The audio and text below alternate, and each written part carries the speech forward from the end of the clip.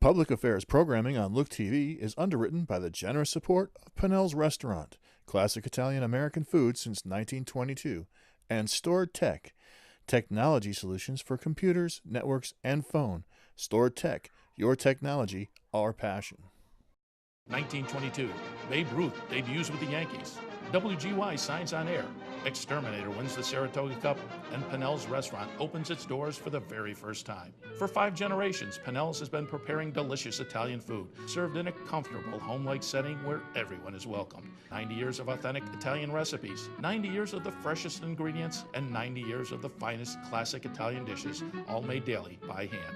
Pinnell's Italian Restaurant, a Saratoga dining tradition since 1922.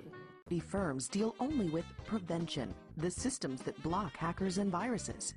Stored Tech knows the root cause is actually good people doing bad things. So we offer a security training program which includes certifying all participants to show they understand the basics. Technology solutions for computers, networks, and phones. Stored Tech, your technology, our passion. Gene the Dream. Welcome everyone to the April meeting of the Warren County Board of Supervisors. Please rise while Supervisor Simpson leads us in the pledge to the flag. Pledge allegiance to the flag of the United States of America and to the republic for which it stands, one nation, under God, indivisible, with liberty and justice for all.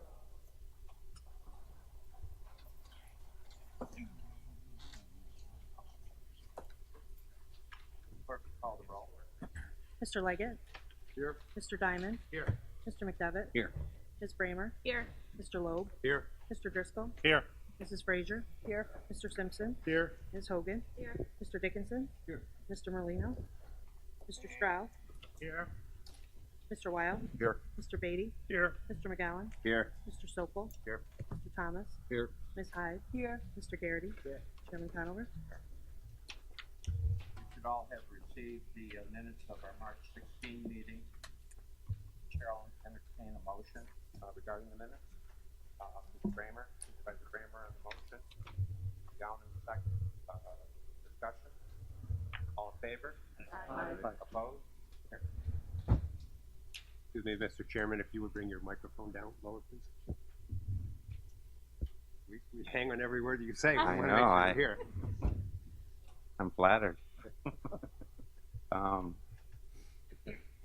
Without objection, I'd like to offer the privilege of the floor to the New York State Sheriff's Association.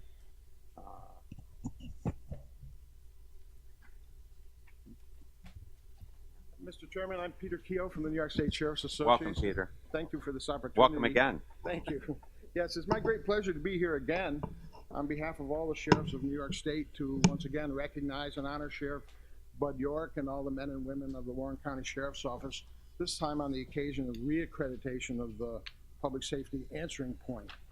Only 14 of the public safety answering points in the state, and I think there are over 200, have been able to qualify for PSAP accreditation. So obviously this is no easy accomplishment, and it's something for which your Sheriff's Office and you folks should be very proud. And this comes on top of accreditation of the Sheriff's Jail, the Sheriff's Civil Division, and the Sheriff's Law Enforcement Division, accreditations which have been earned from the New York State Sheriff's Association and from the New York State Law Enforcement Accreditation Council. These are great testaments to your Sheriff's Office and clearly demonstrate that your Sheriff and your Sheriff's staff are dedicated to the pursuit of excellence in their profession. You have an outstanding Sheriff's Office that's well respected across the state for its professionalism, and the citizens of Warren County and you Board of Supervisors who are responsible for the financial support of the Sheriff's Office should be very proud of this office.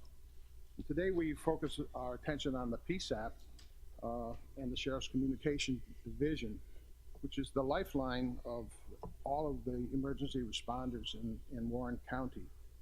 Your PSAP receives over 55,000 calls a year. They dispatch for 24 fire departments, 14 EMS, the Sheriff's Office, the Glens Falls PD, the Bolton PD, Lake George Park Commission, and the New York State Police. So I think we should just imagine for a minute the stressful job that we ask these communication specialists to do. You know, to receive calls from a distraught citizen, often multiple calls on the same incident, and try to juggle all of that, and try to calm the distraught caller, to elicit the information that's needed in order to determine who to dispatch to this call, and to give that distraught citizen instructions to try to mitigate whatever's going on until the first responders can get there. And then to determine which of the many options for first responders are needed at this call, and then to expeditiously get them to that call. This is a very tough job, and it's important. Lives and property depend upon them doing their job right. And that is why the Sheriff's Association spends so much of its resources and its efforts on our PSAP accreditation program, because of the importance of that.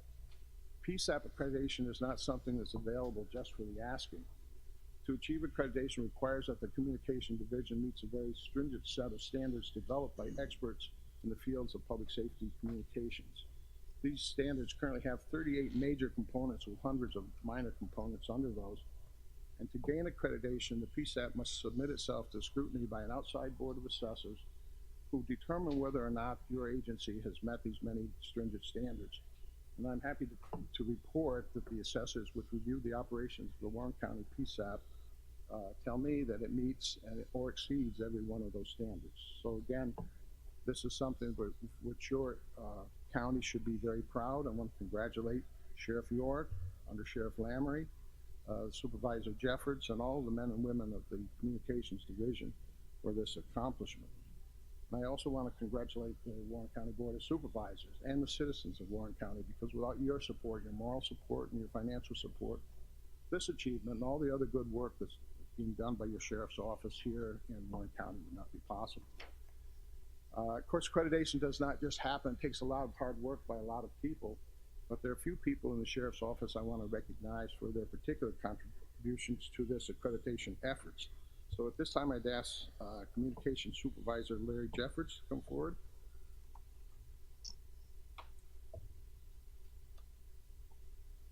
And congratulations to you and all your efforts and for the great operation.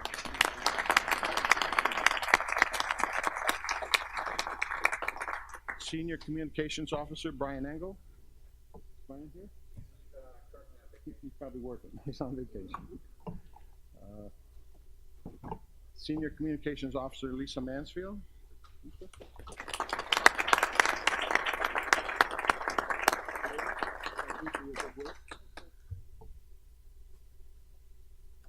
And one more. Senior Communications Officer Derek Helms. Derek.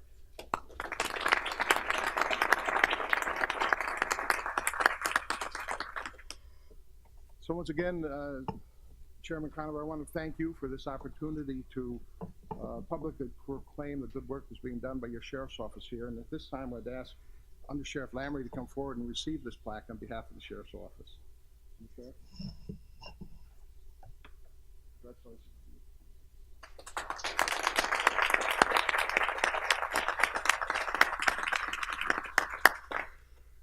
Although I'm the one receiving the plaque today, the credit for our reaccreditation truly goes to the people that stood before you just a few minutes ago.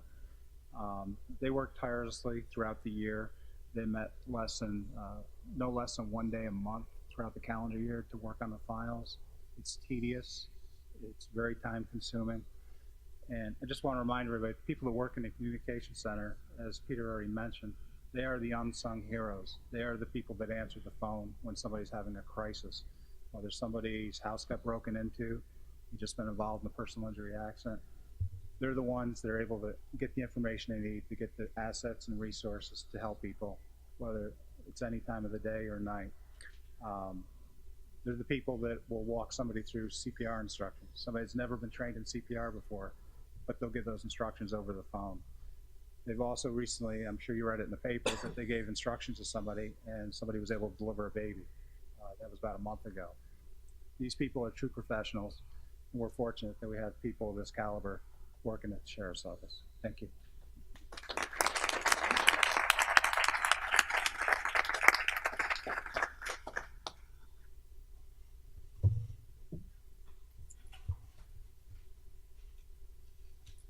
Chairman's report, extremely busy month. Committee meetings on the 1st, the 8th, the 19th, the 20th, the 26th, and 29th, not to mention other meetings associated with county government.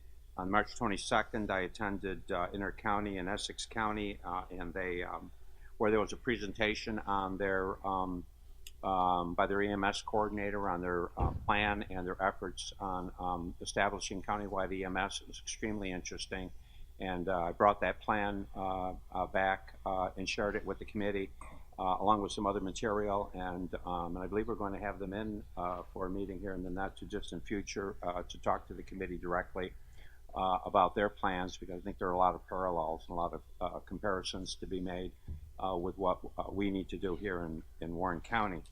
I believe it was the 11th, I met with Walter Young of Lake George, Lake Champlain Regional Planning Board to advise him that he should plan to attend our monthly meetings for the foreseeable future and to address any and all questions associated with that organization. And then on April 18th, I attended a presentation in Bolton by Bob Freeman, who is, of course, Executive Director of the New York State Office of Open Government. I'm happy to say that our county attorney and assistant county attorney were there as well, and very strong representation out of Chester and a few other communities. And of course, this is the second time we've had Bob visit us to do this in Bolton, and I hope that perhaps we can have a presentation like this annually, especially for our clerks and those that are the gateway of the FOIL process. I think it's very helpful, the information that he provides. And that concludes my report. Report by the county administrator. Good morning. I have 3 items to report this morning. First, it is my privilege to recognize Mike Colvin, our Director of Information Technology, on a milestone that he celebrated last Friday, April 13th, and that was the 20th anniversary of his employment with Warren County. We all sincerely appreciate your hard work and dedication, and we wish you continued success. Congratulations, Mike.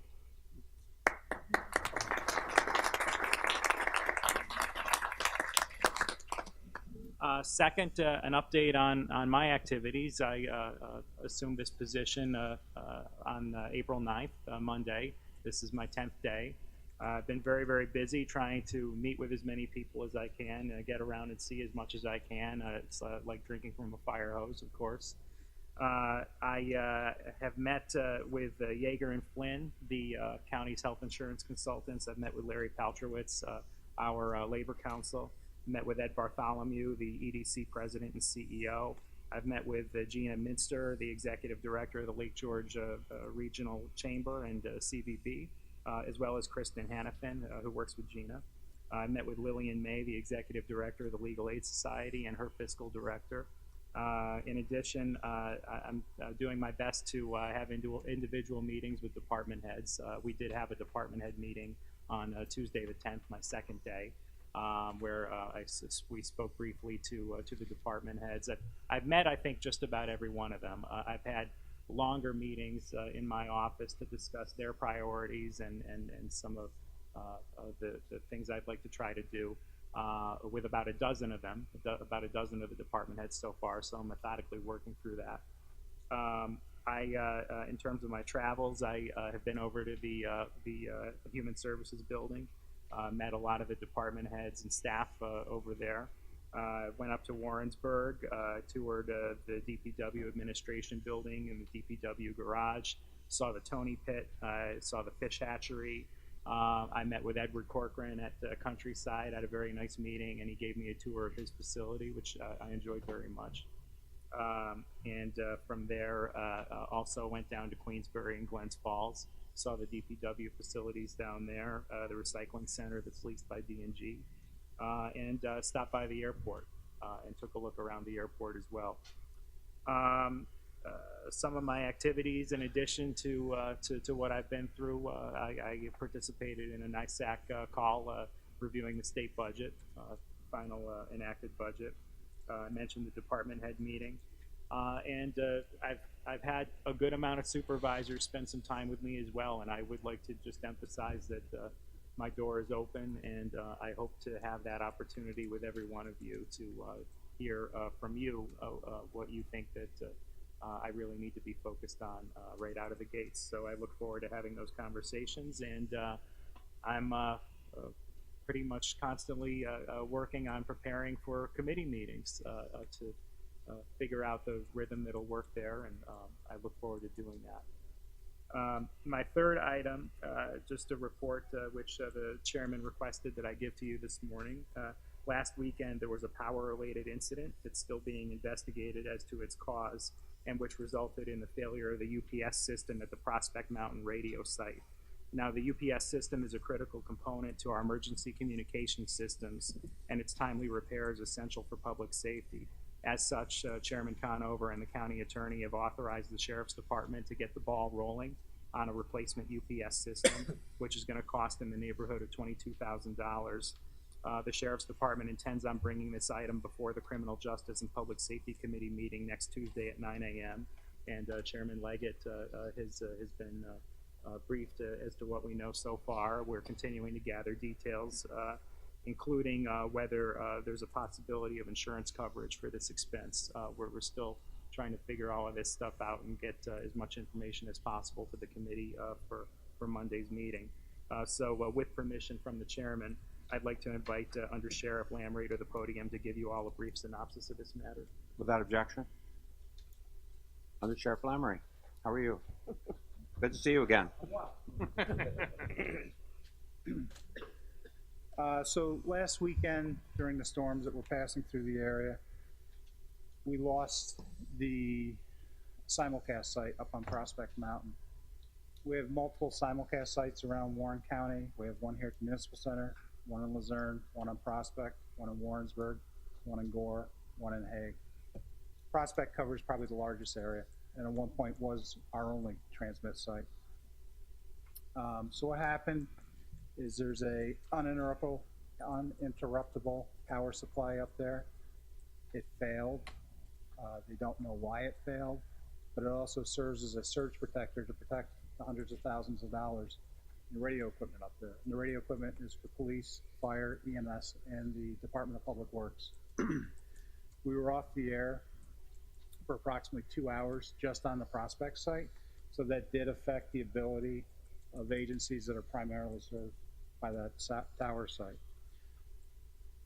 When our technicians got up there, along with technicians from Capital Digitronics, they found that the unit they think it may have taken a surge, but they really don't know at this point in time.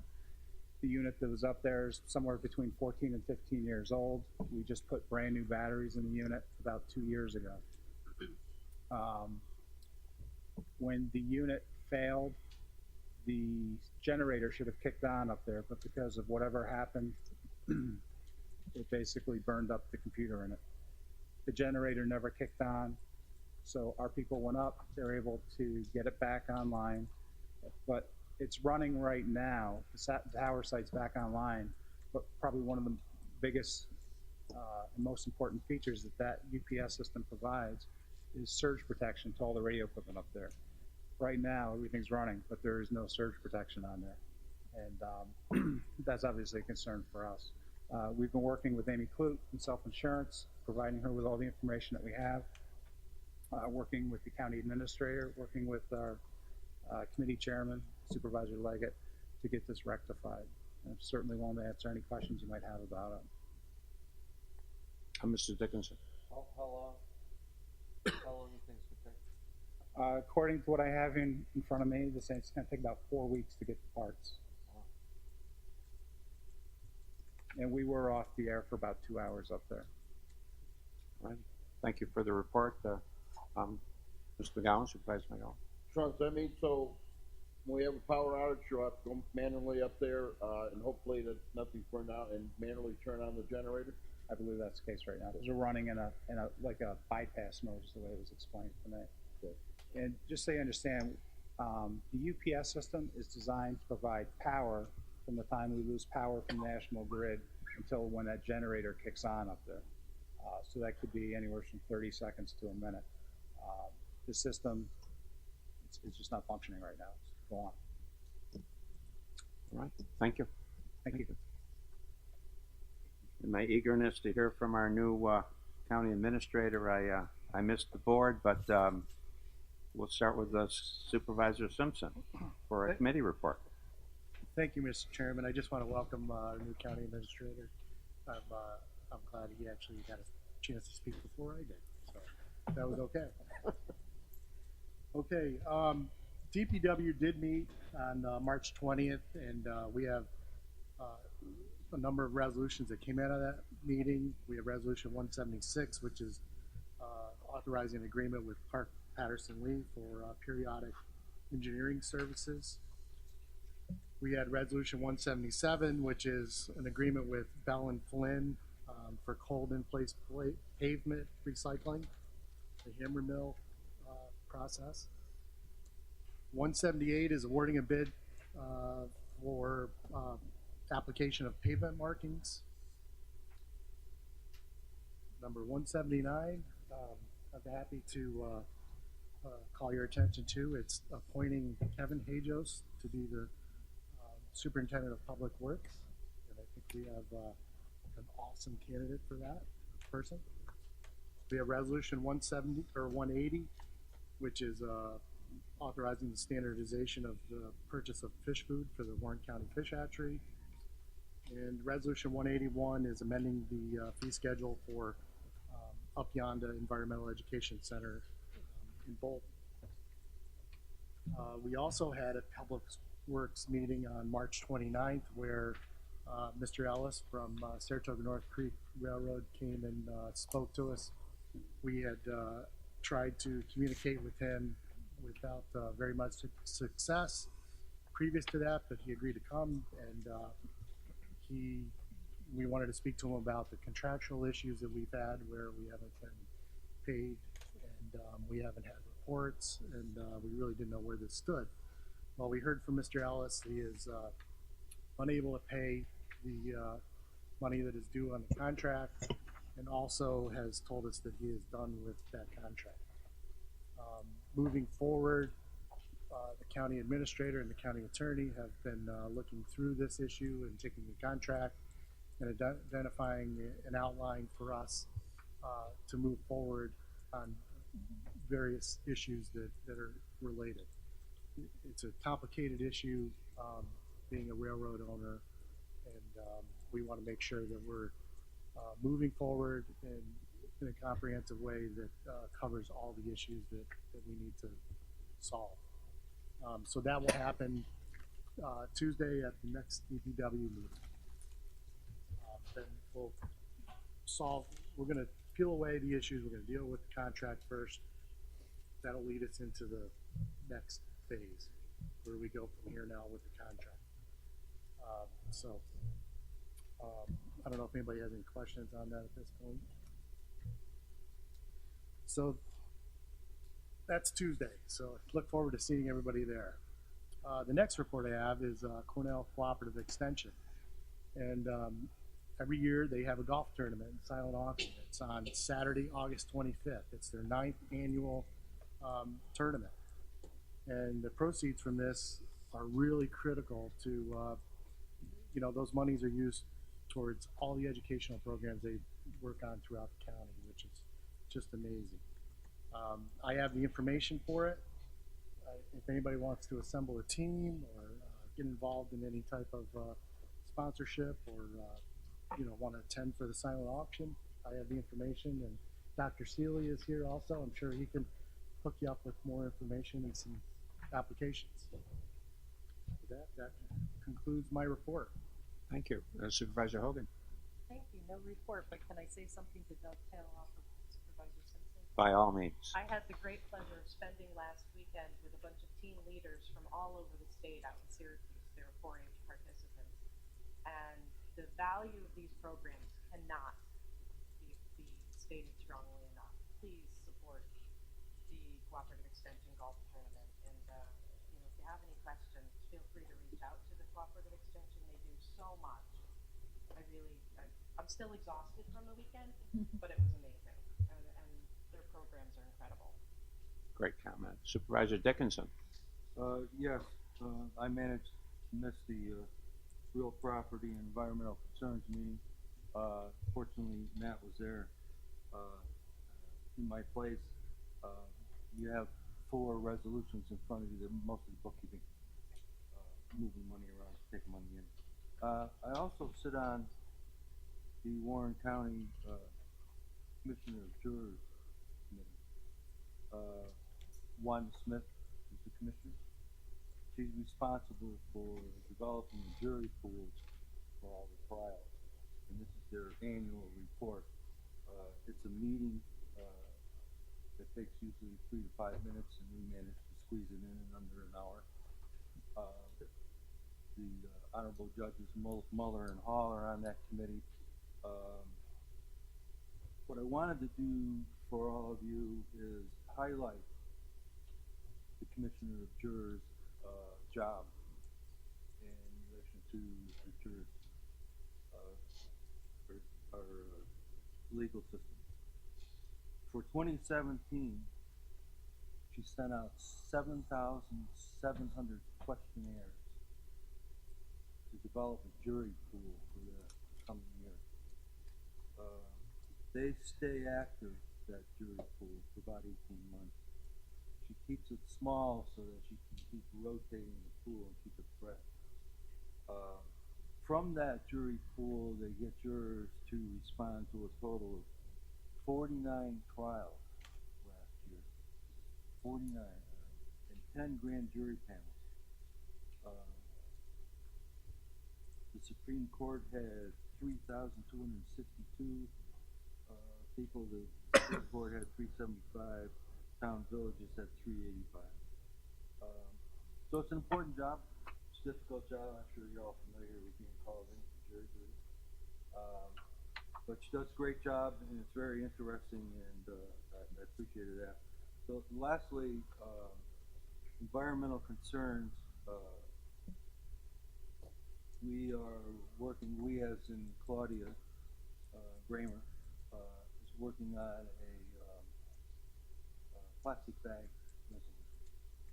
And what we're trying to do is come up with a resolution that is palatable to you, Warren County, so that we can then take it to intercounty and hopefully get the county back.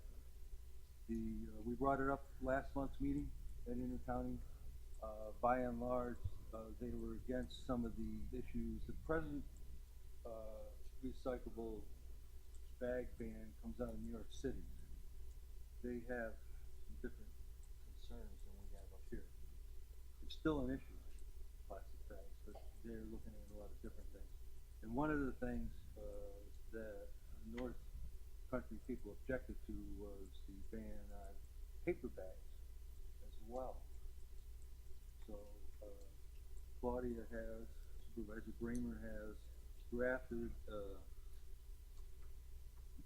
paper bag resolution. It's available. If you're interested at all, I hope you all are.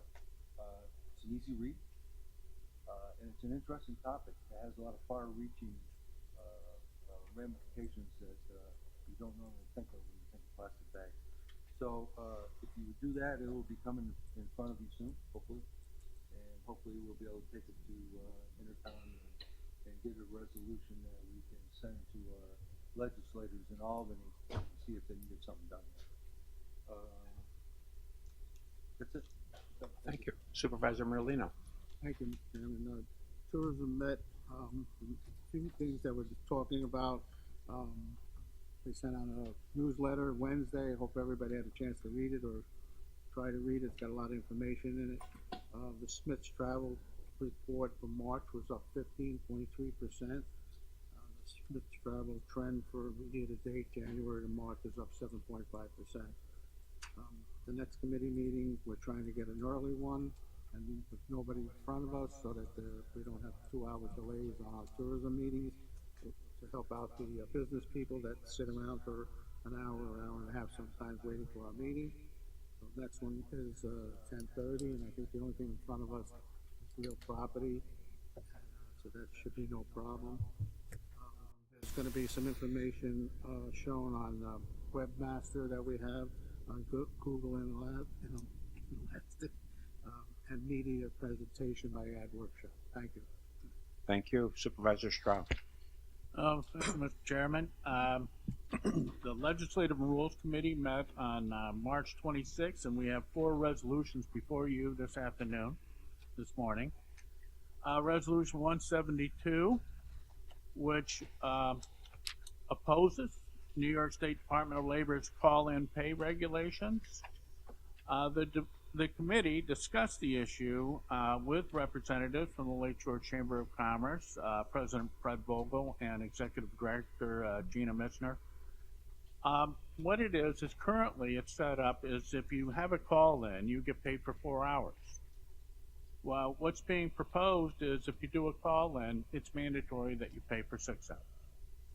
And the committee was convinced that this would be detrimental to the tourism industry locally. Now, it may apply to other jobs that aren't so common in this area, and maybe that's appropriate, but the way the resolution was being submitted to the Assembly and the Senate, we thought was inappropriate. A Resolution 173. It opposes the proposed elimination of the minimum wage tip credit.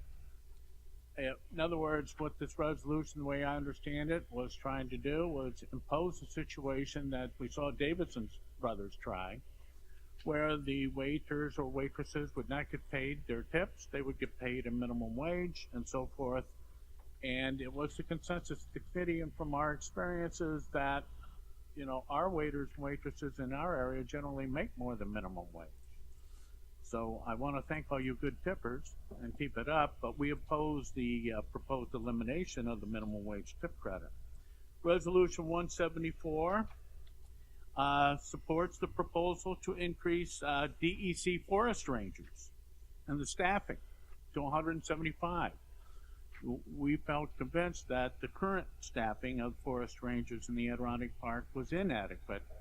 Even 175 could be argued to be inadequate, but we would support bringing them up to a number of 175. And Resolution 193 sets a public hearing that will be held May 15th at 6 p.m., which, as you notice, is different from our usual Board of Supervisors meetings. And there'll be a public hearing on a proposed law. The proposed law is a municipal opioid cost recovery and public nuisance legislation.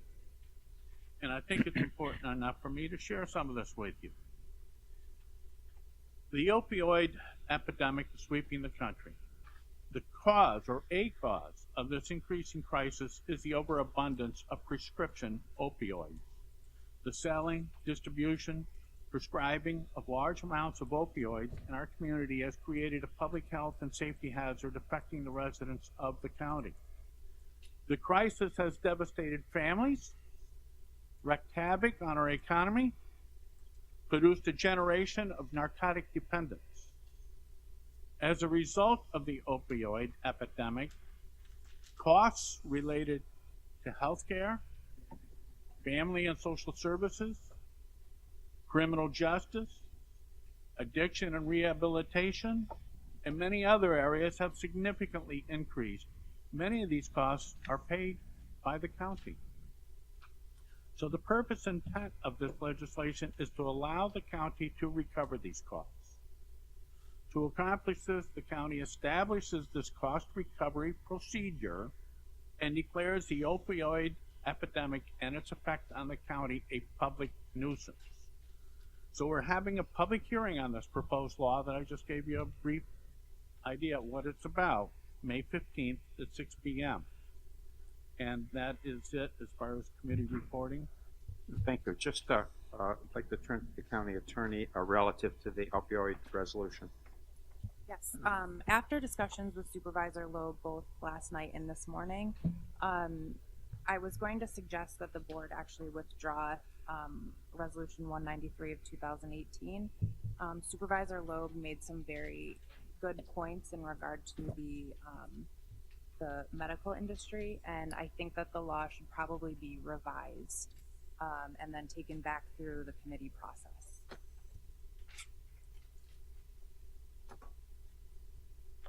I think we need to discuss that. I mean, there may be a number of different ways to proceed. We could proceed with the law and then amend it later, at a later date. We could, as a suggestion, but Mr. Chairman, I would defer to you. As chairman of legislative rules, upon consultation from the county attorney, I would agree and make the motion to withdraw Resolution 193 from today's action. We have a motion to withdraw it. Mr. Dickinson on the second. Any further discussion? Supervisor Bramer. I guess I was hoping that we would hear from Supervisor Loeb about some of the concerns. I think. But I don't have any objection to withdraw, so that's good. Mr. Supervisor Loeb can address this perhaps during your committee reports. You could. Okay, it would only take a moment since we're talking on this topic. Without objection, sure, go ahead. In reading the law itself as proposed, there were some lack of definitions, and a big part of the law is to identify those responsible for the epidemic. And there's probably a feeling that, well, this is the manufacturers are selling and pushing these drugs, but in actuality, what we say in the law are the sellers, distributors, and prescribers. And what that would do is put us in a position of focusing on accusing perhaps one of our, or any of our medical professionals, the doctors, PAs, nurse practitioners, our pharmacists, as prescribers, sellers, and distributors. And I don't think that's what the intent. I understand the intent in general of this law, but those specific aspects are not the intent, that we want to attack our local professionals. I think what we like is that everybody does their job properly. We see in the paper today that actually in 2017, I think the distribution of prescription drugs has dropped 20%, something like that, 15% nationally. So that's a good trend. But the wording in this law is totally inadequate as far as meeting the intent of what we have. I would concur with the Supervisor Bramer and the chair that I don't see the harm in kicking this back, withdrawing and kicking it back to committee if changes are required here. I think that's, I'm not sure that we have any need to have to do this in 30 days, but Supervisor Wild. Thank you, Mr. Chairman. My only comment is that what I heard is there is an opportunity for the public to present their thoughts on this issue. Next month is an evening meeting, which will allow many more people to attend versus Friday morning. And I'm wondering if we can still keep that public hearing for next month. And the issue there would be that we don't have a specific piece of legislation that to react to, other than some general sentiment on the issue. But I would defer to the consensus of the board. Supervisor Bramer. I was going to say we could still move forward with the public hearing on this proposal and amend it as a result of comments at the meeting and from Supervisor Loeb during committee. I don't know if that's appropriate, though. Maybe the county attorney can chime in. I don't know exactly how many changes Supervisor Loeb has. If they're so significant that it makes this one meaningless, then maybe we shouldn't go forward with the public hearing. That was the second option that I outlined. But Mr. Driscoll, Supervisor Driscoll. I'm new to this, but if we table the resolution next month, could it then have the opportunity to have the public hearing?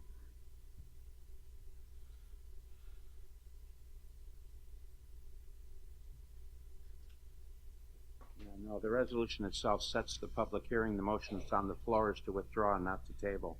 I just want to make that clear to everyone. Anyone else wish to discuss? Let's deal. Supervisor Dickinson. I think we should get the resolution squared away before we set public. I don't want to take the way. Well, let's get a sense. Then let's get a sense of the board regarding this and the motion that's on the floor. All those supervisors that support the motion to withdraw signify by, let's try raising our hands. Let's try it this way. Opposed? When the motion's carried. Thank you, everyone. Supervisor Wild. Thank you, Mr. Chairman. Again, although I don't chair any committees, I have been very actively involved with meeting with leaders in the community as well as within the county team itself to try to really get a good understanding of all the different moving pieces that we have. And as many of you heard me say before, a lot of our decisions come with consequences. And I'm working quite hard to make sure I understand all the different pieces, and I thank you for the opportunity. Welcome. Supervisor Beatty. Yeah, thank you, Mr. Chairman. Before you is a proposed floor resolution. It's stated as number 1. It was handed out to everyone. This is on rescinding Resolution 133, which was the Lake George, Lake Champlain Regional Planning Board, which barely passed last month. And I'm asking that we rescind that resolution for a number of reasons. Obviously, they're going through some challenges right now as to their loan funds and a number of other issues. I can tell you that I personally met with Mr. Young, who's the executive director of this regional planning board last week. And he was less than accommodating and giving me any information at all about how they operate, how the loans are handled, and so forth. But I learned he knows 2 words, which is foil it. He said that to me 5 times. So that's a little discouraging, since we as a board have oversight over this Lake George, Lake Champlain Regional Planning Board. We, as well as 4 other counties, have jurisdiction over them. So I'm going to ask for full support on this, and we'll see where the rubber hits the road. But we can always go back and approve the Lake George, Lake Champlain Regional Planning Board at a later date. But right now, with so many issues with this board that are unanswered, so many questions, it's imperative that we back away from our approval of them, and until all these issues have been fully addressed. So I'm not sure. I think when we get around, Amanda, you'll put a number to it or whatever. We will. Okay. On a side note, shared services did not meet, although Claudia Bramer and I did meet with Julie Butler. We discussed just a few side issues and I think next month we'll have a shared services committee meeting, and we're just trying to get our feet on the ground of what other things are important and that can save significant money as a committee in the shared services aspect. And I know our new county administrator, Mr. Moore, would like to participate in some of that. I saw an email he sent me, and I appreciate that. So at this time, that concludes my report. Thank you. Thank you. Supervisor McGowan. No report. I just want to welcome our new county administrator, and looking forward to working with you in the future here. Likewise, thank you. Supervisor Sokol. Thank you, Mr. Chairman. Finance met first on March 29th. Resolutions 151, 152, 188 through 192, 194, 195, and 199 are all in your packet for your consideration. Treasurer Swan, who usually steps to the podium, will not be here today, but he did address the committee and warned us of our spending again. We have to be conscientious because the 5-year business plan that's laid out doesn't look too nice. So, However, on a good note, the first time since 2009 we will be investing in CDs. Right now, the money market is not as strong as the CDs, and the rates are increasing with CDs. So we're going to invest in that. It was also noted that sales tax collected in 2017 was 2.2% higher than 2016. Also, occupancy tax collections were up 3.7% in 2017 as opposed to 2016. I would like to draw your attention to Resolution 192 in your packet. Unfortunately, we are in the day and age where it has come to the point that we need law enforcement services at some of our school districts. Hadley Luzerne has taken the first initiative to do this, and they are asking that Warren County Sheriff's Office has a personnel there for the school year. This amount is not to exceed $60,000 for the given school year, but what it does, it allows an officer to be there 8 hours a day for the 180-day cycle. One of the questions that was brought up is, what happens during summer school, but this will require further discussion as well as probably further funding. Also on March 29th, I did read a statement in regards to some of the issues that had occurred with Resolution 133, and at the end of the meeting, I did volunteer myself to be reviewed by the Ethics Committee, and that was filed the very next day. I called the County Attorney's Office to do so. And for those of you that did not read the paper yesterday, or was it today? I'm not quite sure. I have it online, but I just wanted to read a paragraph here. After review of Warren County Ethics and Disclosure Law and the opinion rendered by a Warren County attorney dated March 28, 2018, we agree with the opinion rendered by county attorney that there was no conflict of interest when Supervisor Sokol voted in favor of Resolution 133 of 2018. However, in the future, in an abundance of caution, we recommend that Supervisor Sokol abstain from any votes related to funding of the Regional Planning Board. So, with that being said, I will abstain today, but I just want people to understand that this was for my parents, not me, as the paper continually puts it in a family. It's actually my parents' loan. But this, whether I voted yes, no, or abstained, they probably would have received the loan anyway.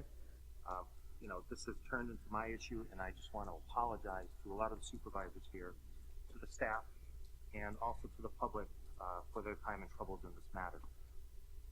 We also met on April 11th, and this was necessary because we needed to identify a source of funding in the amount of $100,000 to pay the settlement for the Gillette versus Warren County case, and it was decided at that point in the committee that we would appropriate those funds from the general fund. So that is Resolution 194, and that's all I have. Thank you. Thank you, Supervisor Sokol. Supervisor Thomas. Thank you, Mr. Chairman. The first item that I have for our report today is to remind supervisors that the county purchased a vacuum excavator with a grant that was obtained by the Soil and Water District, and that's a 75-25 matching grant. And as the county purchased it, we have to make the match, and the match can be done by our highway departments using the vacuum excavator and documenting their time and expenses. And we need to create some more match so we can fully reimburse the county and close the grant out. The second thing also deals with soil and water. The hydro seeder, the soil and water purchased a new hydro seeder this past year, and it's available to all the towns. As you do ditching work or work around your parks or whatever, they'll come out and hydro seed the bare dirt to prevent erosion. The third thing also deals with soil and water. And this past Wednesday, I traveled with former Supervisor Montesi to Cortland to attend the New York Association of Conservation Districts meeting. The association is made up of 8 regions, Ron is he's on the state committee for conservation. I am a district director or a region director of Region 5, which goes from it's 5 counties from Warren County to the Canadian border. We had a good meeting. Met a lot of people around the state, and it's a long ride. On April 10th, I attended a health insurance meeting with some people in Yeager and Flynn. A detailed, in-depth look at our health insurance and how it's tracking the expenses and what we can do to reduce it. These meetings will be quarterly to create incentives and manage our healthcare costs. Also, NISAC has projected that the inflation factor going for the 2019 budget currently is about 1.8%, a little better. So we'll see what the comptroller decides what it is. The sales tax currently is up 2.2%, 2018 at this time over last year. That's $240,000, which is a very good thing. Hope it maintains.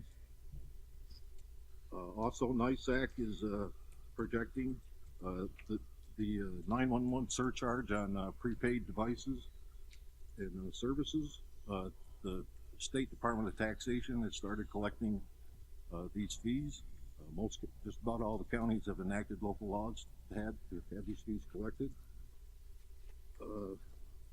It's going to be collected similar to sales tax, and currently it looks like that they're going to pay the full amount back to the counties. I guess I'll believe it when I see it, considering it's 911 money. But if they do, the first payment will be about $50,000 to Warren County.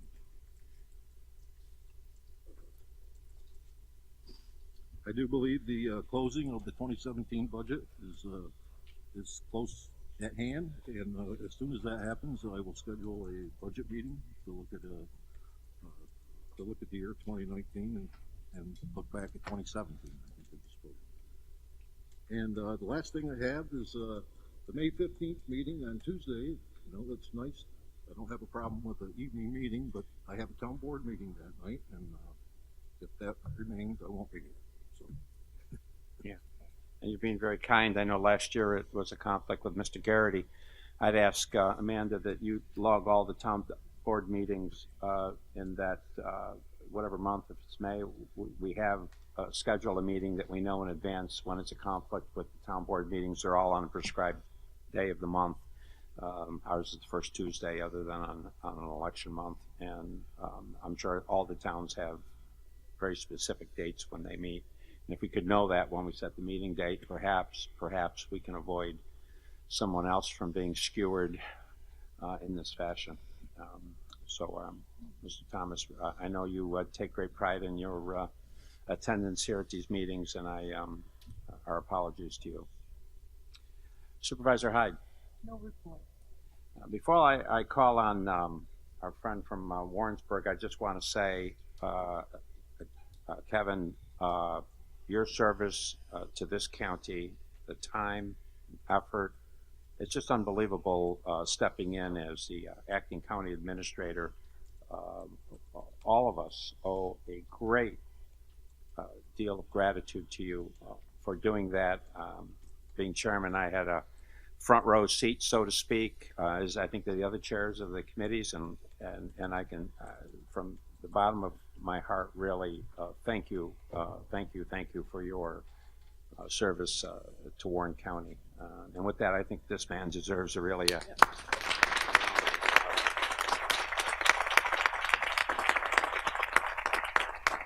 and now it's something I haven't had to do for a couple of years at least.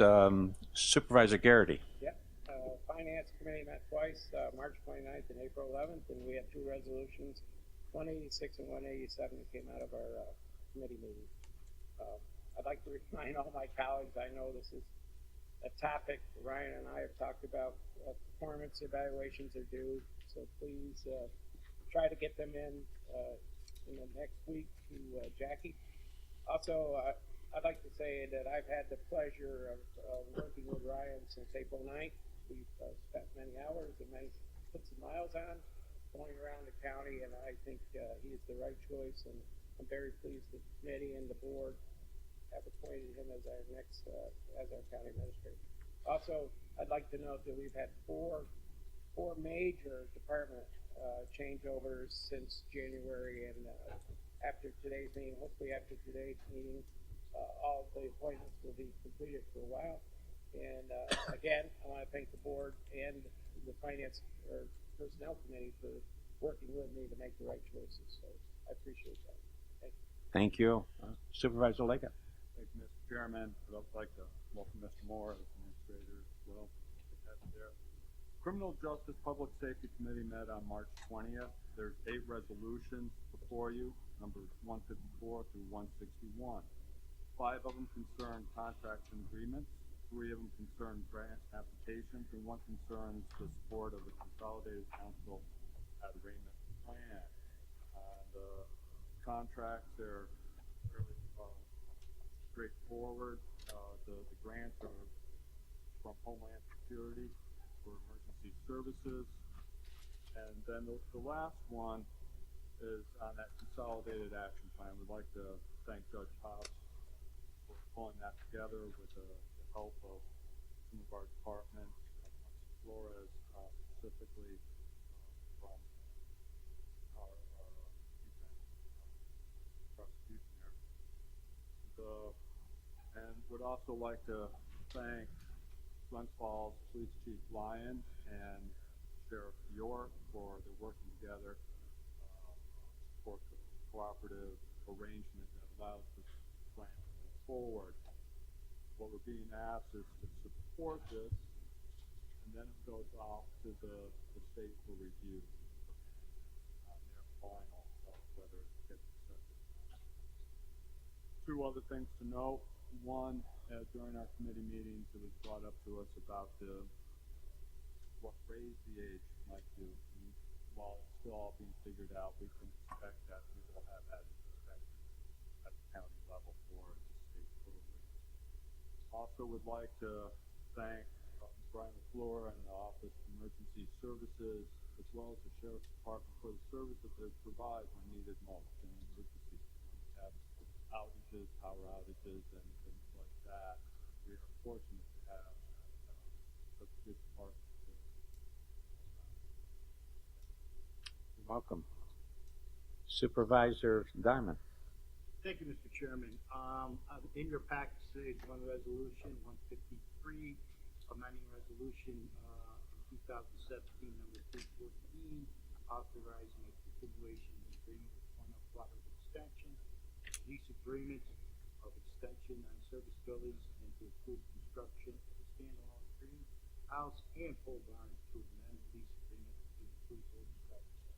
I'm anxiously waiting to support the board on that particular resolution. Facilities meeting met in March. We talked a little bit about the subject of our Warren Street building and an opportunity to tour that. There's currently a tenant in that building, which the lease agreement has expired, and we've been working with the county attorney on developing a strategy on whether we want to renew, renegotiate. That will be the subject of discussion at our next facilities meeting.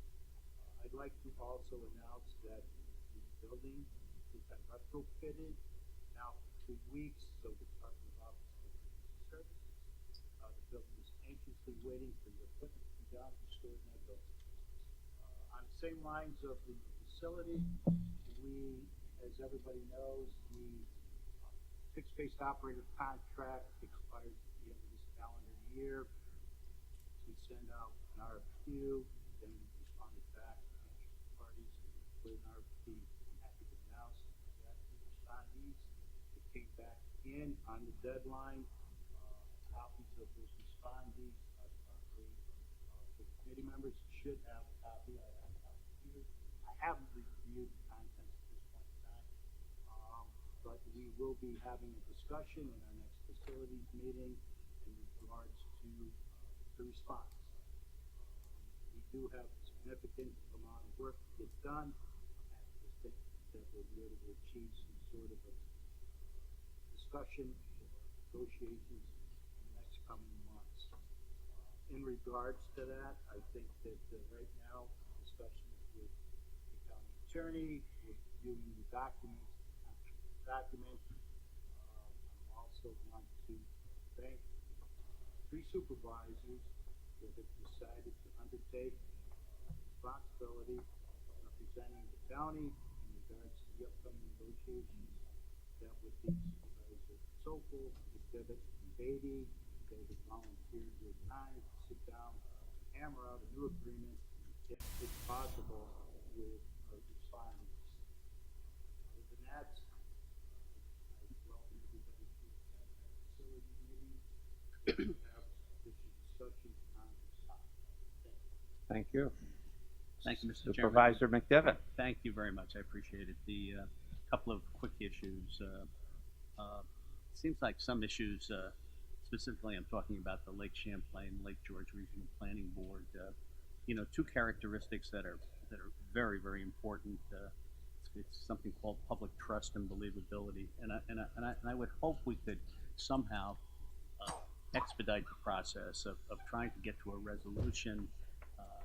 What appears to be occurring now is we have a committee meeting and we have my Economic Growth and Development Committee meets on Monday, and Mr. Young is going to be back, and then it seems like nothing happens for 30 days, and we're back to another supervisors meeting, and then another committee meeting, and we're not moving fast enough to, I think, ensure that we're not on the front page of the newspaper, and that we're securing the underlying, theme of trust and believability. So just looking for a mechanism that we could just move a little bit faster on that issue.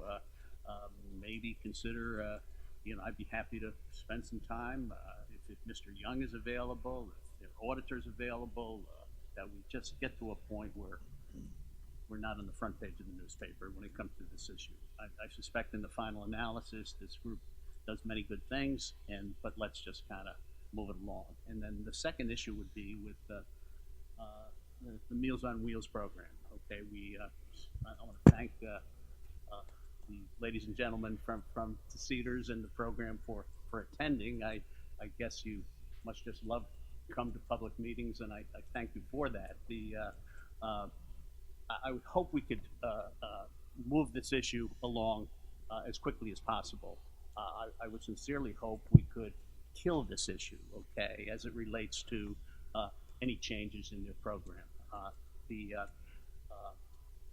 Tip O'Neill told me one day, he said, Peter, there are two things in life that you have got to remember when it comes to politics. He said, number one, don't lie to the FBI, and number two, don't mess with your senior citizens. So thank you. Thank you. V. Tip O'Neill. V. Tip O'Neill. I'm impressed. Supervisor Bramer. Thank you with that. I do want to thank Supervisor Garrity for all of his time as administrator, and welcome Mr. Moore. I wish you the best of luck getting your feet on the ground. I don't chair any committee, so I don't have a committee report, but I do want to report that I did attend the Crime Victim Rights Week breakfast that is hosted by Warren and Washington County.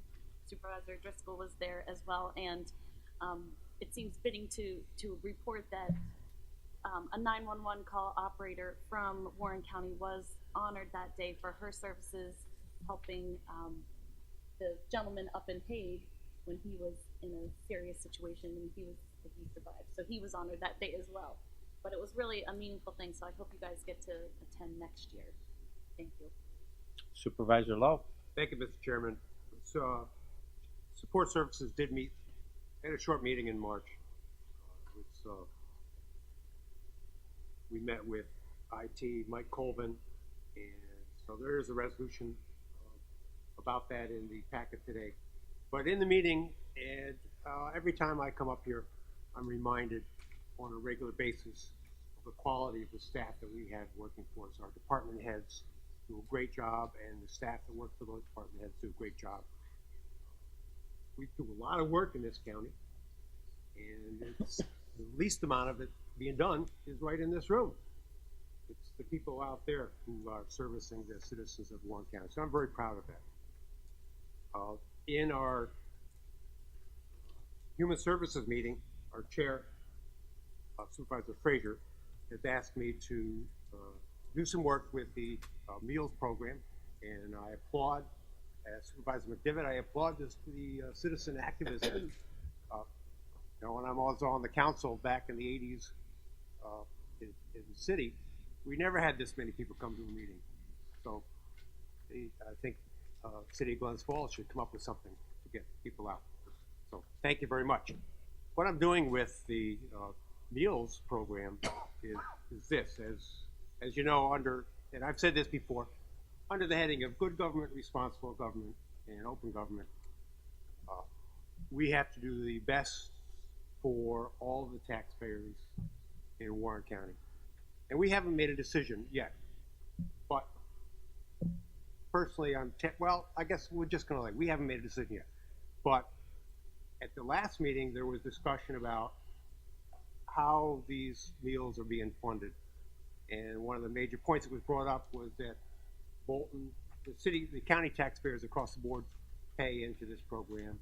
The individual senior citizens who receive the meals pay in tens of thousands of dollars to this program.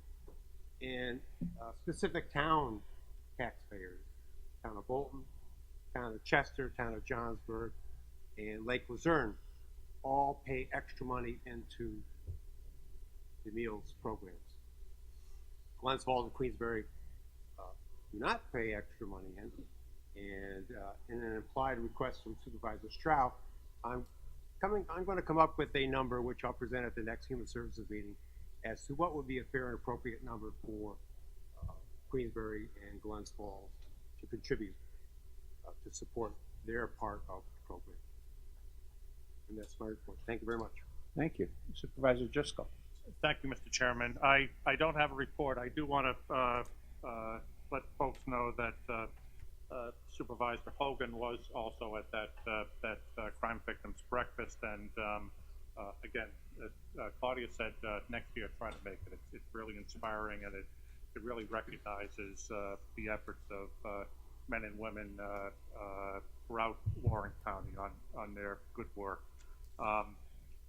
I wanted to mention that I met yesterday with our new Department of Social Services Commissioner for about 45 minutes. I encourage other supervisors to meet, especially with our new department heads, to get to know them and outside of the interview process, to learn what their concerns and issues and how we as a board can assist them in following through with their individual department missions.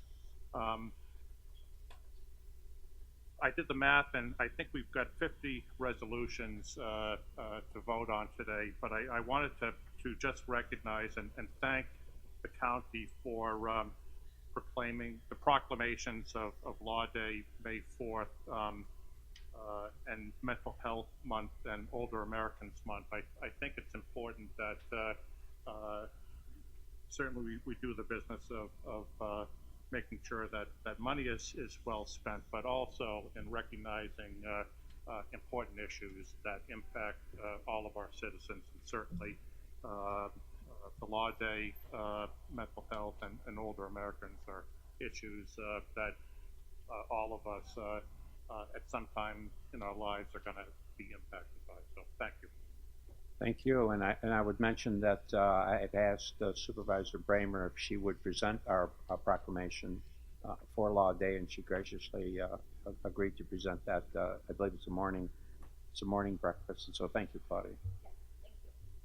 Last but not least, Supervisor Frazier. I'm here. Thank I you. know. Health, Human, and Social Services met on March the 19th. We had reports from Employment and Training, Social Services, Office of the Agent, Office of Community Services, and Public Health. As a result of those reports, we have resolutions 166 through 171. One is a memorandum of understanding, another one is authorizing an agreement, second one for authorizing an agreement, authorizing agreements for Patricia Ellman to provide occupational therapy, Another one authorizing Lindsay Maresca to provide occupational therapy. And the last one is ratifying the actions of the chairman of the board in executing the reapproval application of the provider agreement between Warren County and New York State Department of Health Bureau of Early Intervention. And I'd appreciate your support on that.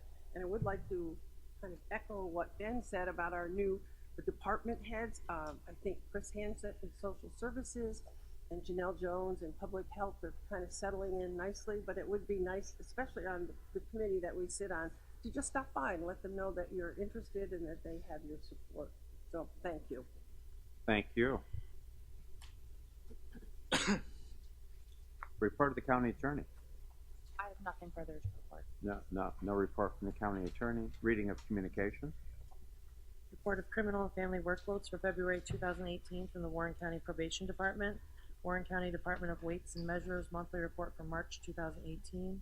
Warren County Commissioner of Jurors annual report for 2017. Minutes from the Warren Washington County CDC meetings on February 26th and March 14th. And Warren Washington County IDA meetings held on February 26th and March 14th. Warren County Jury Board annual meeting held April 5th.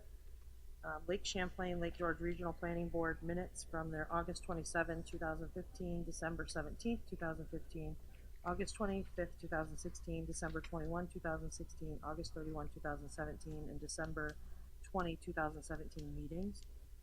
We received letters from the Warren County Democratic Committee Election Commissioner Certification Form recommending Elizabeth McLaughlin be appointed to Office of Commissioner of Elections for a term beginning January 1, 2019. That's reflected in resolution number 196 in your packets. We also received the Election Commissioner Certification Form from the Warren County Republican Committee recommending that William T. Van Ness be appointed as Office of Commissioner of Elections for a term beginning January 1. That's also on resolution 196. And we received the February payment in the amount of $3,569 from the Capital District Regional Off-Track Betting Court.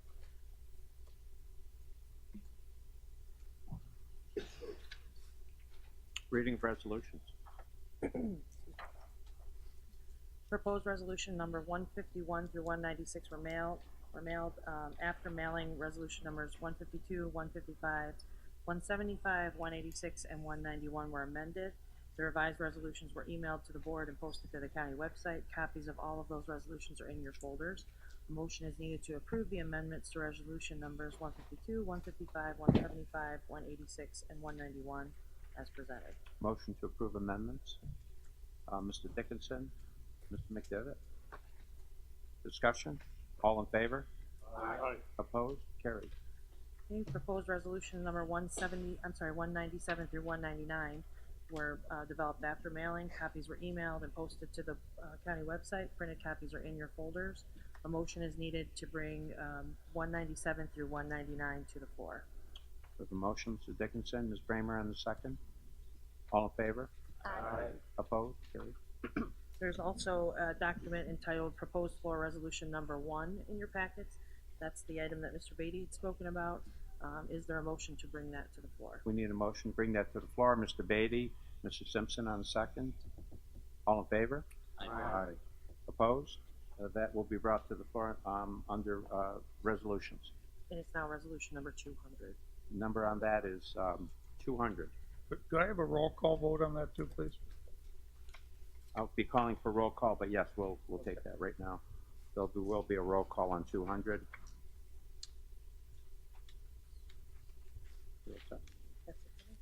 Alrighty. Discussion, and I'll open it up to the audience. Discussion on any pending resolutions. Mr. Whitehead. Travis Whitehead, Queensbury. I'd like to bring to your attention resolutions 194 and 195. 195 is a resolution asking you to appropriate $10,000 as the county's share of what damages, I guess you would say. There was a horrific accident up in the North County on a county road. A settlement of $500,000 plus litigation expenses was paid out, and the county share is going to be $10,000 after the deductible. Also on resolution number 194, quite different number there. You're being asked to look at $100,000. This case is the one regarding Mr. Gillette. In addition to the $100,000 you will be asked to approve today, there's an additional $50,000 that will go to him over the next several years. A guardrail that will be furnished and installed by the county, and the litigation costs that were both internal and counsel that was hired. An estimate is probably over another $100,000 on that. My question is, why the difference? Why don't we have? Why aren't we just paying a $10,000 deductible? And why do we absorb all these other significant costs? Can someone answer that for me? I think I'll allow the question. You want to respond? Why we need to pay these costs in terms of our insurance? Sure. Is your question whether there is insurance coverage or why isn't there? Why we're not getting reimbursed for a lot of this expense by the insurance company? Under Gillette versus Warren County, the insurance company didn't cover the claim. They said there was no actual occurrence that precipitated the events. So they're saying because there was no negligent act or something like that, it's not covered under our insurance policy. So that's why they're not covering the state action in Gillette versus Warren County. There was insurance coverage in the federal action. However, that was stayed until the state action was taken care of. So when we settled the action, it settled both actions, but the insurance company wouldn't put any money towards it because they said the federal action had never reopened. Thank you. And this has been ongoing for many years. I would think that it was apparent to us that we weren't going to get this settlement fairly early on. And fairly early on, I don't believe that Mr. Gillette was asking for anything more than the boulders to be put back where they were. So, we ran up a considerable bill. The taxpayers paid a considerable amount of money, and will continue to pay a considerable amount of money to actually go after another taxpayer. And I think this is something that you should all consider, whether you should be using the might of our own money to go after ourselves. And it's unfortunate that this happened. I think there are other cases that one pending right now actually, that you can think about why you are using the resources of this county to go ahead and try to recover or try not to pay $100, a couple $100 requested, and instead you have Mr. Reichenbach on contract and billing you at quite a rate, which you are paying for. Thank you. You're welcome. Anyone else wishing to address the board at this time? Yes, ma'am.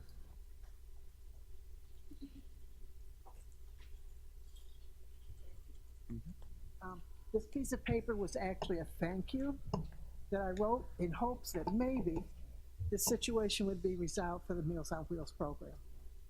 I do not understand why it's being carried on so long. It's causing a lot of problems. The people that work in this kitchen they're constantly, their nerves are on end. They don't know if they're gonna have a job tomorrow. And I really don't think this is fair. What do you need us to do to resolve this? No question. I think what you're doing now, speak your mind. Speak your mind. I don't think you really want me to. Maybe Whether you believe it or not, yes, speak your mind. Okay. I do want to hear. This is a big committee. And many of you have come over and visited us. You've talked to all of us. We've given you our input. What else do we need to do to have you decide that this is the right thing for the senior citizens and to have it here at the Cedars where it's the best program in the state?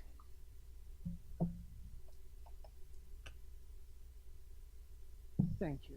Thank you. Anyone else wishing to speak?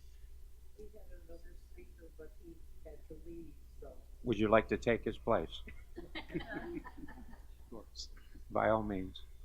Thank you, Mr. Chairman. I'm Virginia Winters, and we just feel that this is being dragged on so long. I know it's not important like a lot of these big issues are, but it is causing a lot of problems with our work staff at the Cedars.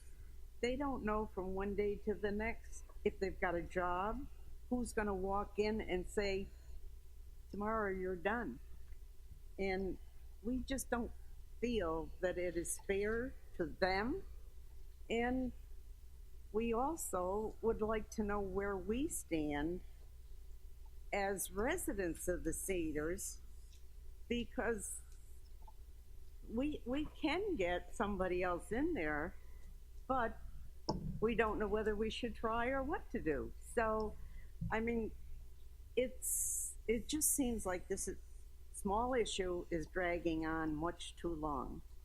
And we're wishing that sooner or later that an answer would come up to it. I think the sheriff and the EMTs have left, but we at Cedars really want to thank them for their services, because they are at our place quite often, and we'd like to say a big thank you to them. Thank you. Thank you. I just might add, I think you've delivered your message today most effectively. You're welcome. Anyone else wishing to address the board at this time?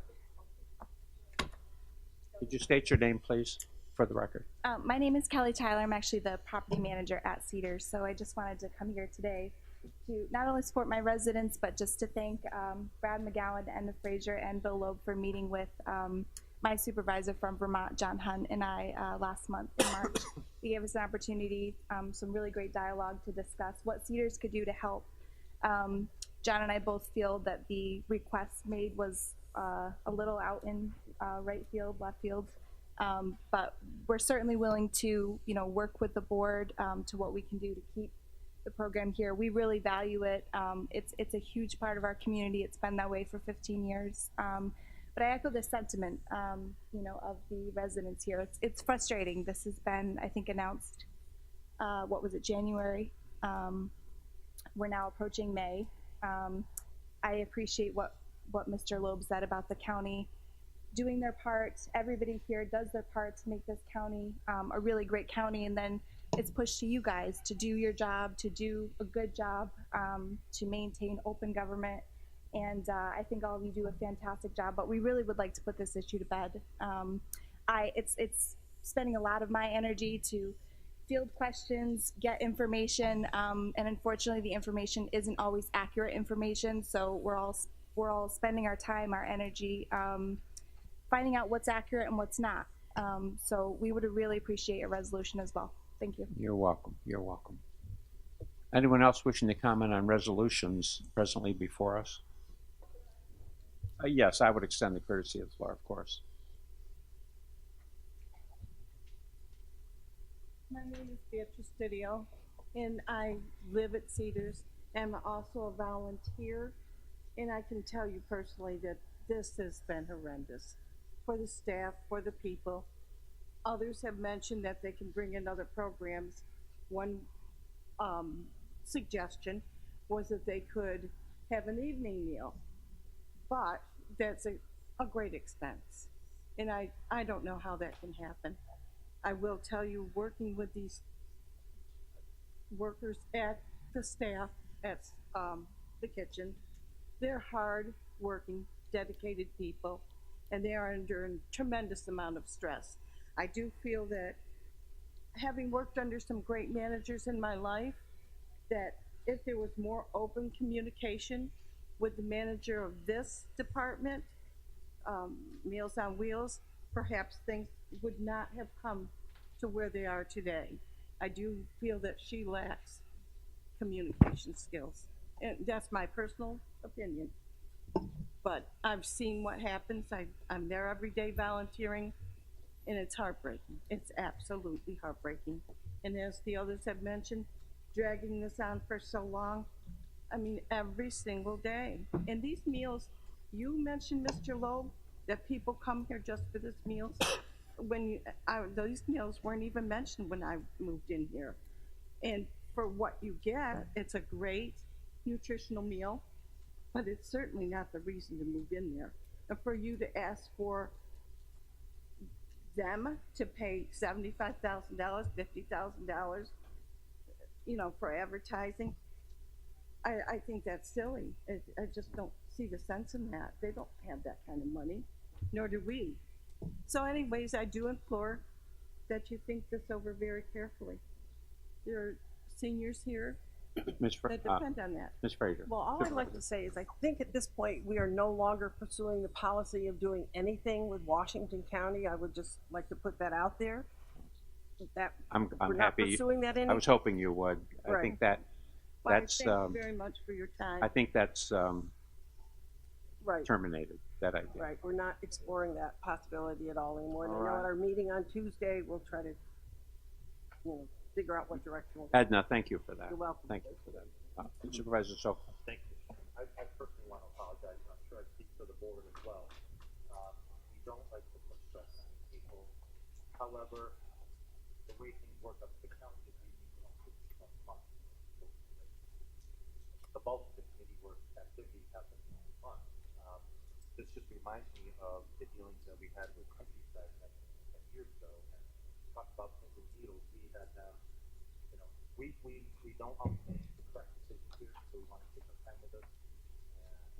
And you guys are there with us, tell your staff that we're working on it. And we want to make the correct informed decision that we possibly can. Countryside, I think, lingered on Kevin for years, right? Talking about possibly. So. We will be here.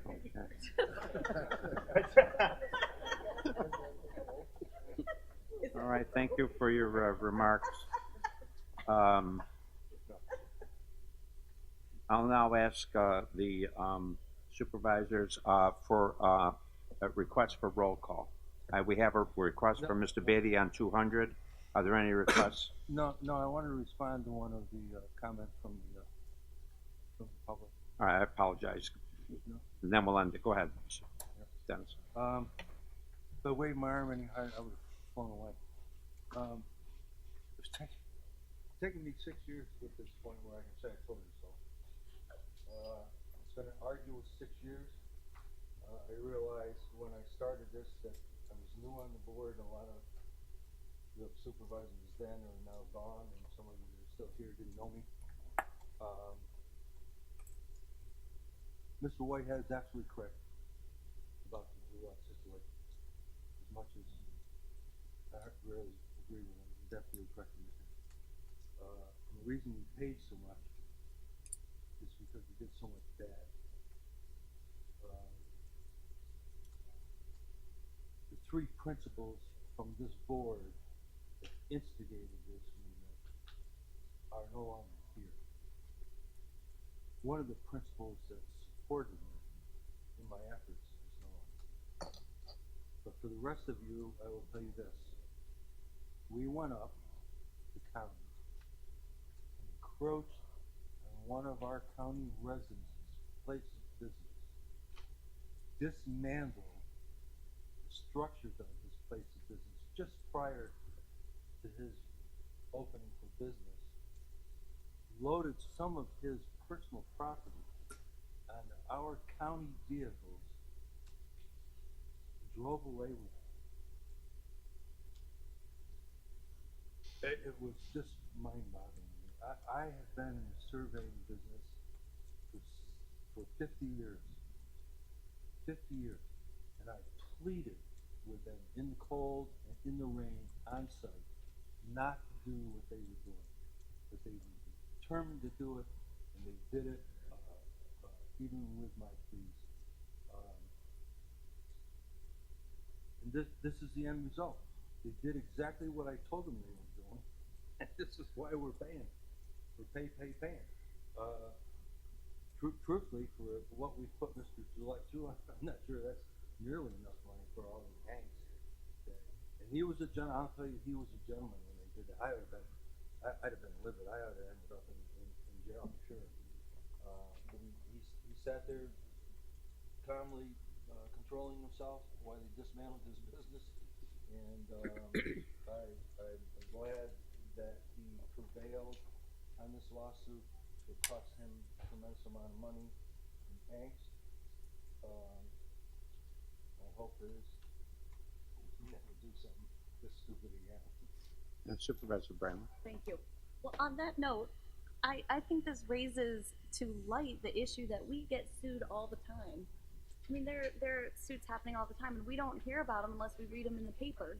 Or 6 years later, we're being asked to fork out money for a settlement. Why do we not know sooner when we're being sued? I mean, maybe not every single inmate lawsuit brought against the county jail, but there are things happening all the time, and we, as a board, do not indicate to our county attorney how we want to handle them. Maybe there's some that we don't have a lot of control over because they're handled by our insurance, but there's others where we should be paying attention, and we should at least know what's happening and how we want to respond to the lawsuit against our own citizens. Supervisor Bramer, your point is well taken. I argued with the county attorney, I argued with the county chairman.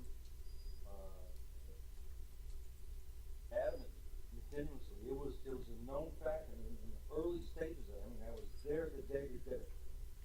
And I argued about it until it was too late. And nobody paid any attention. Did not pay any attention. We need to move on. We need to move along. We can discuss it on the resolutions if you like, just a point of clarification, not this chairman. No. Speak. All right. A request for roll call. We have one request for 200. Supervisor Loeb. Thank you, Mr. Chairman. 156. 156. 161. 161 roll call. And 172. 172 roll call. 173. And 173 roll call. Thank you. Any other requests for roll call? Supervisor Thomas? 183.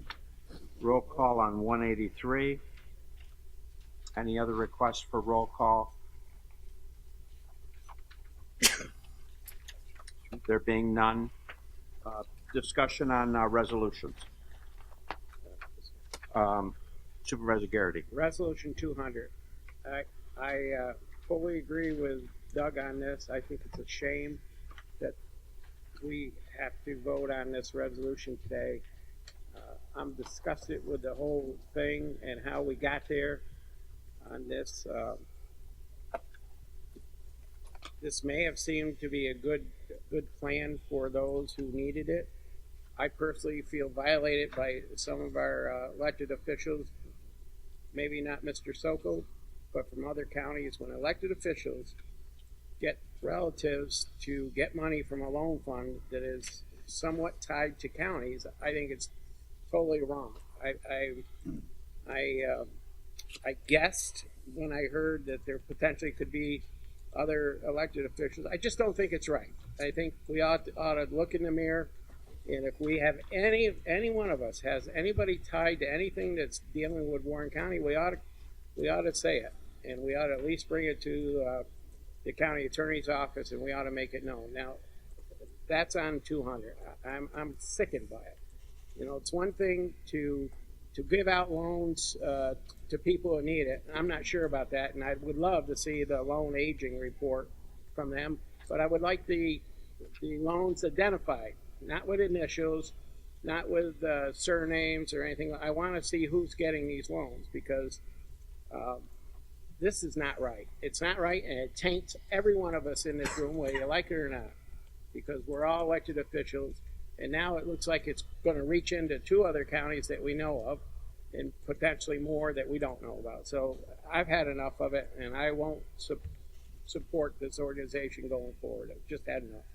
Number 2 is on Claudia's question about lawsuits. We used to get briefed on the lawsuits going forward. So I think most of the board prior to a couple years ago would know about the lawsuit, the one in Hague. I think we were briefed upon several years ago, because it's been there. in the works. And the Gillette one, I gotta say that I came in at the tail end. I don't think I was chairman, Dennis. I wasn't. I just want to make that clear too.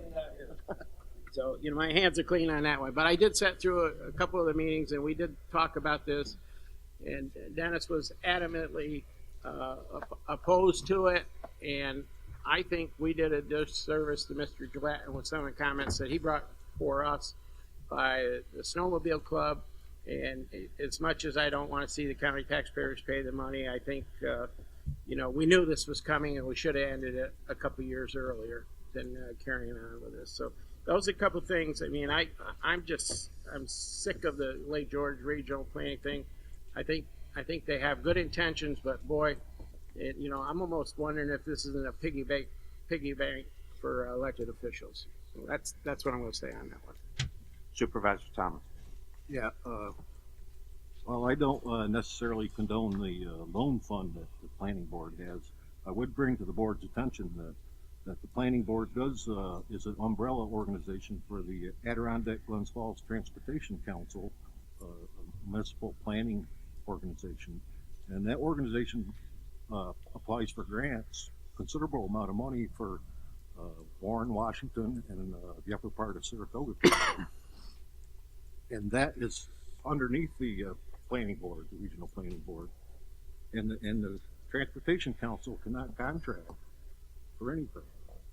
All the contracts are through the planning board.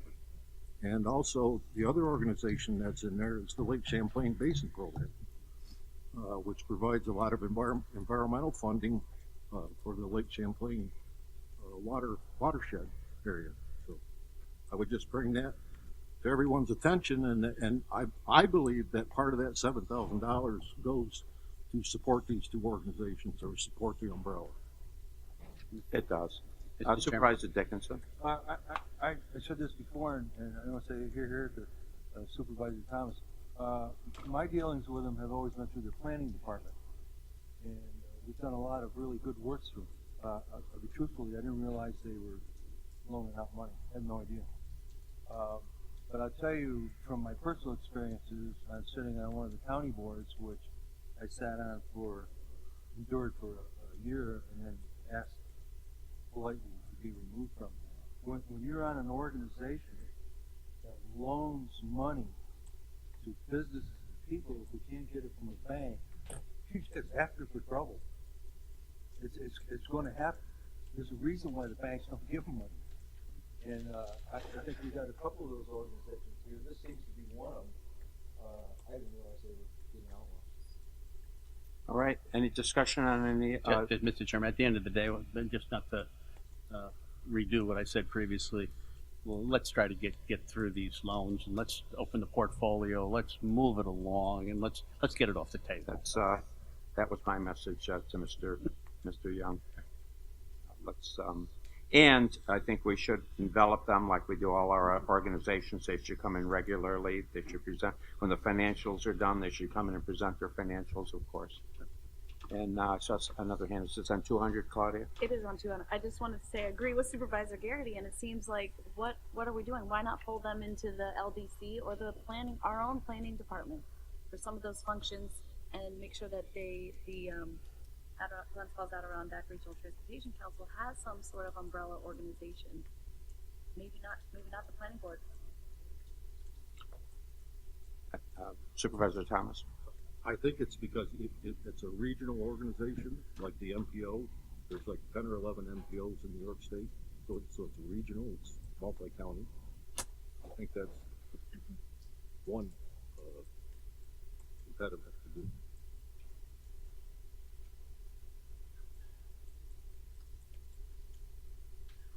I want to say I still have the floor. Did you want to go, Gary? I just say, Frank, I understand your concerns about Glens Falls transportation. They are concerned too, because they don't want to be dragged into this. Well, if you ride buses, you know, you might be concerned. I don't know. No, they're concerned about where their funding's coming from now.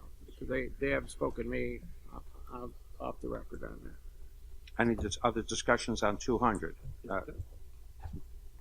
Mr. Beatty? Yeah, just by all the supervisors having different points of, well, most of us actually concur. indicates how little we really know about the workings of the Lake George, Lake Champlain Regional Planning Board. We don't know about their development corporation that they set up. At least I don't. I can't tell if they hand out loans or if they don't. We know this, though. We know that we are one of 5 counties that have oversight over this planning board. We know that some members of our own board are on their board that didn't even know they were on their board or never went to a meeting. So I can go on and on and on, and not that I know more than anybody else in here, but the fact that we know so little about something that we are in charge of overseeing and that they're handing out millions of dollars in loans scares the heck out of me. We should, and should have been brought up before, probably. I think the fact that Mr. Decker, and he's under alleged fraud implications, we had a person named Mr. Tessier representing Warren County who wrote the check to Mr. Decker. That's astounding to me. He is a member of the Lake George, Lake Champlain Regional Planning Board representing Warren County. He wrote the check to Mr. Decker. Now, I don't know where that's going to go, but that should concern everybody in this room. And if anybody votes to think that we shouldn't rescind that resolution, I don't know what to say to you. But we have potential liability on a number of fronts. And the fact that they probably have done some good things, and I believe that. I believe they've done some good things. But I also believe they've done some very questionable things that may turn out to be even further than questionable. So we'll see where that goes. We'll let the police do their thing. We'll let everybody do their jobs. But we as a board, I will be shocked if we don't have 20 out of 20 supervisors vote, well, 19 out of 20, 21 will rescind themselves, they'll vote not to rescind this resolution. So. Supervisor Wild. Yes, thank you, Mr. Chairman. Just one additional comment regarding this organization. Years ago, we entered into an agreement that we covered their employee payroll and benefits and were reimbursed. Now that the county's self-insured, I don't know how they can reimburse us if someone has a major accident, if there's major surgery involved with something.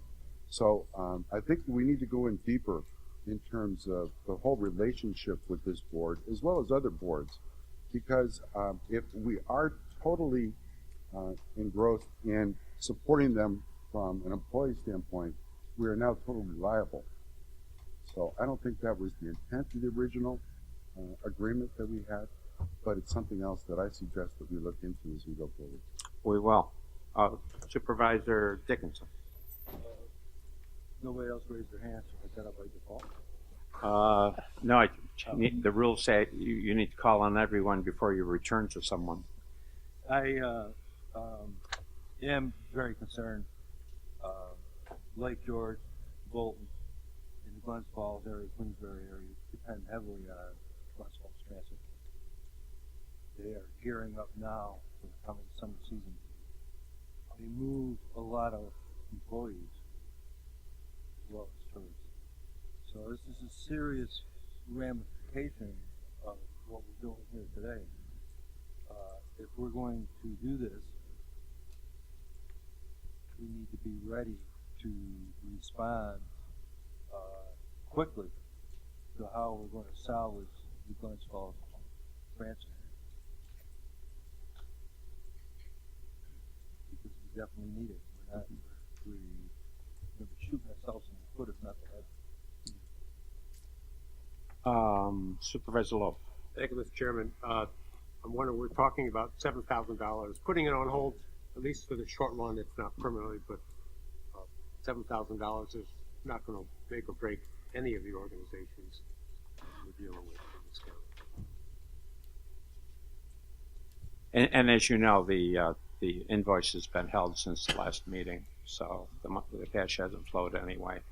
But I think there's clearly the resolution, there's a message here, which I think is part of the intent of the resolution, Mr. Beatty's intent, as he's indicated to me. And so, any other discussion on 200? Discussion on other, then I'll close, Mr. Loeb. Not on 200. Okay, I'll be right there. So I'll close discussion on resolution 200. Other resolutions, Supervisor Loeb. Thank you, Mr. Chairman. 156, which I asked for a roll call vote. In researching it further, I understand that Supervisor Simpson's committee, of which I am a member, maybe not, but that there is, because I don't remember this being discussed. But my concern is this is a lot of money to make measurements in a river in 2018 when we could simply put an instrument in the water and walk away, and the computers, everything, all the answers would be happening automatically. So I understand that someone in the county is looking into the automation process. So while this may go through, I will symbolically vote against it, just to let whoever know that this cannot go on.